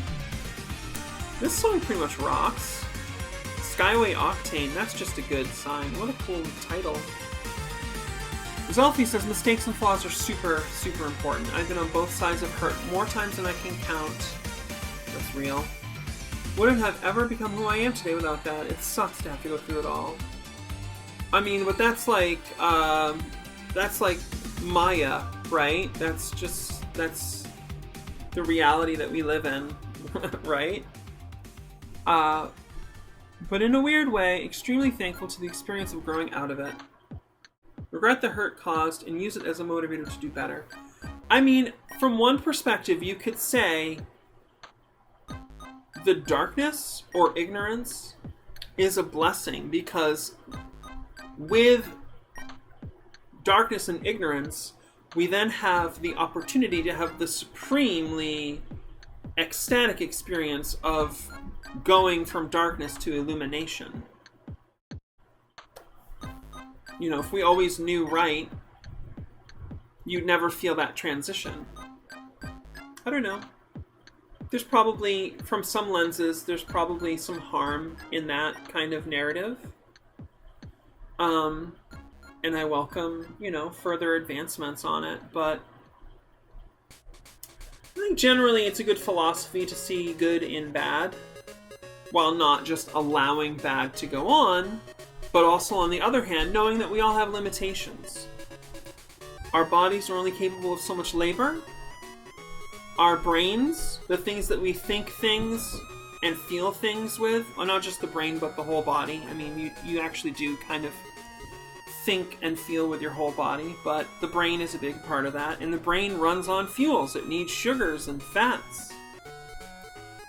So we have to consume those things in our diet, and our bodies, our organs, are only capable of processing so much sugars and fats without having trouble.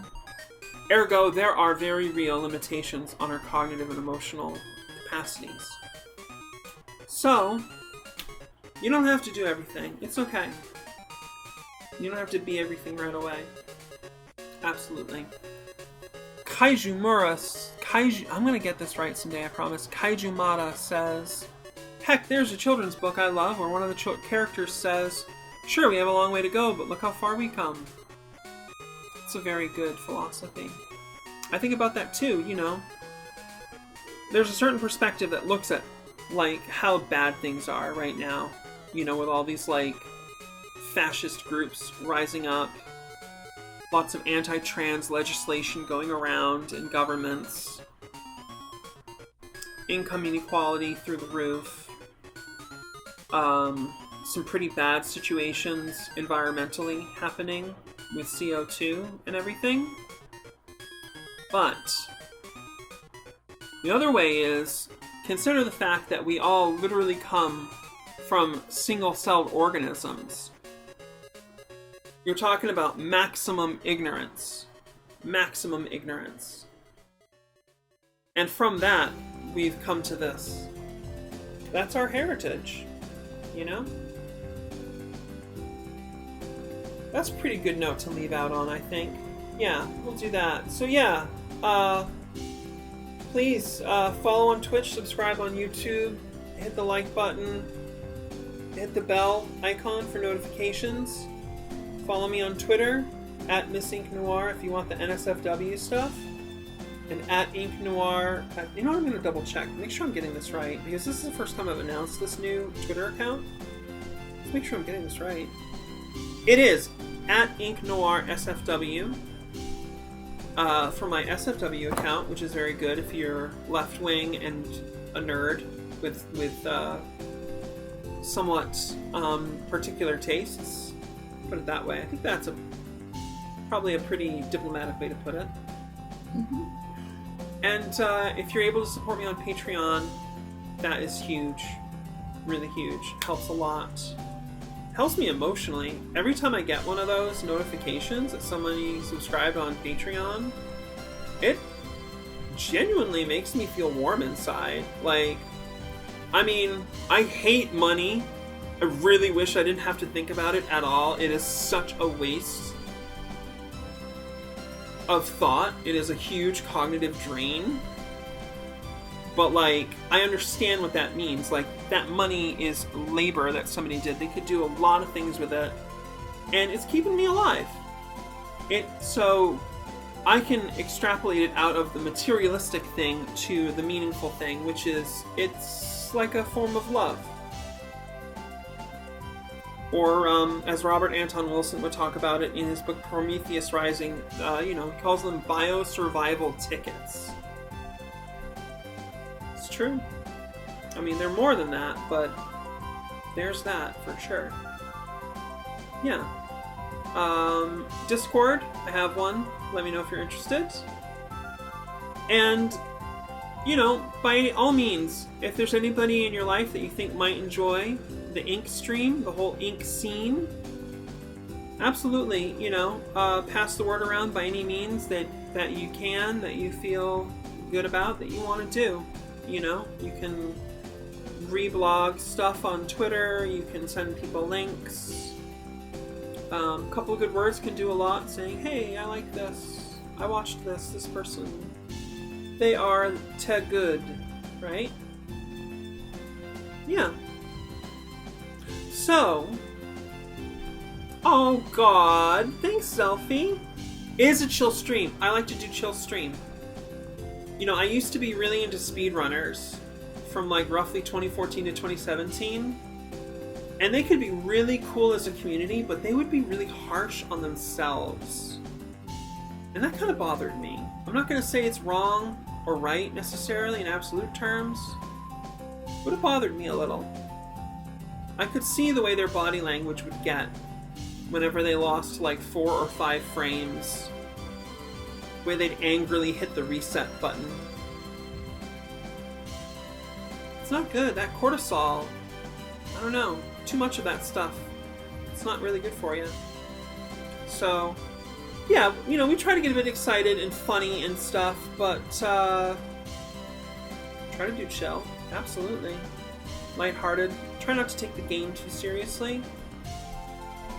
One of my, design principles for this stream is that I should be laughing at things instead of getting angry. If I'm playing a game and something happens in the game that gives me the impulse to get angry, what I want to do is acknowledge that anger and listen to it because it's a part of me, and the feeling is valid, the urge it's sending to me not necessarily valid. The feeling is valid. Urges, that's a different matter, right? And then laughing at the situation. It's a game, something funny happened. Haha, I suck. How about that? Good times. Right? Right. So yes, thank you all very much. I hope you have a wonderful day. We've got 3 guidelines here in Inke Stream. I always like to remind everybody at the end of the stream. Number 1, take care of yourselves. That means working hard some, but also not working too hard sometimes. Be sure to take screw-off time as well. And listen to your hearts. Number 2, be excellent to others. Yes, this is a Bill and Ted's Excellent Adventure reference. I'm cool because I have no cringe. I unironically like Bill and Ted, even though there are some homophobic slurs in those first 2 movies. They did clear that up in the 3rd movie, which I appreciate. Be excellent to others, as much as you can without overdoing it on yourself. Again, guideline number 1, take care of yourself. Takes primacy because you are the only one who you can always count on to always be there for you. So, do what you can to be there for you. Finally, guideline number 3, very important as well. Don't forget this one. Smash the fash. We've got to do it. It's not good for us. And it's not about physically attacking people necessarily, although I'm not going to tell people they're wrong necessarily if they feel like they have to do that. I'm not going to tell them. I don't know their life. I don't know what's going on over there. I don't know the struggles that are happening, so I'm not going to say. But smash the fash, what it really means is we have to destroy the ideology. We have to prove it wrong. We have to educate. We have to build compassion. Rationality, like genuine rationality, not like these, rational you know, the rational, a lot of these like post-atheist YouTube types. You know what I'm talking about. Actual, the sword of reason, the cup of sympathy, the wand of intuition, and the symbol of valor, sometimes called a pentacle.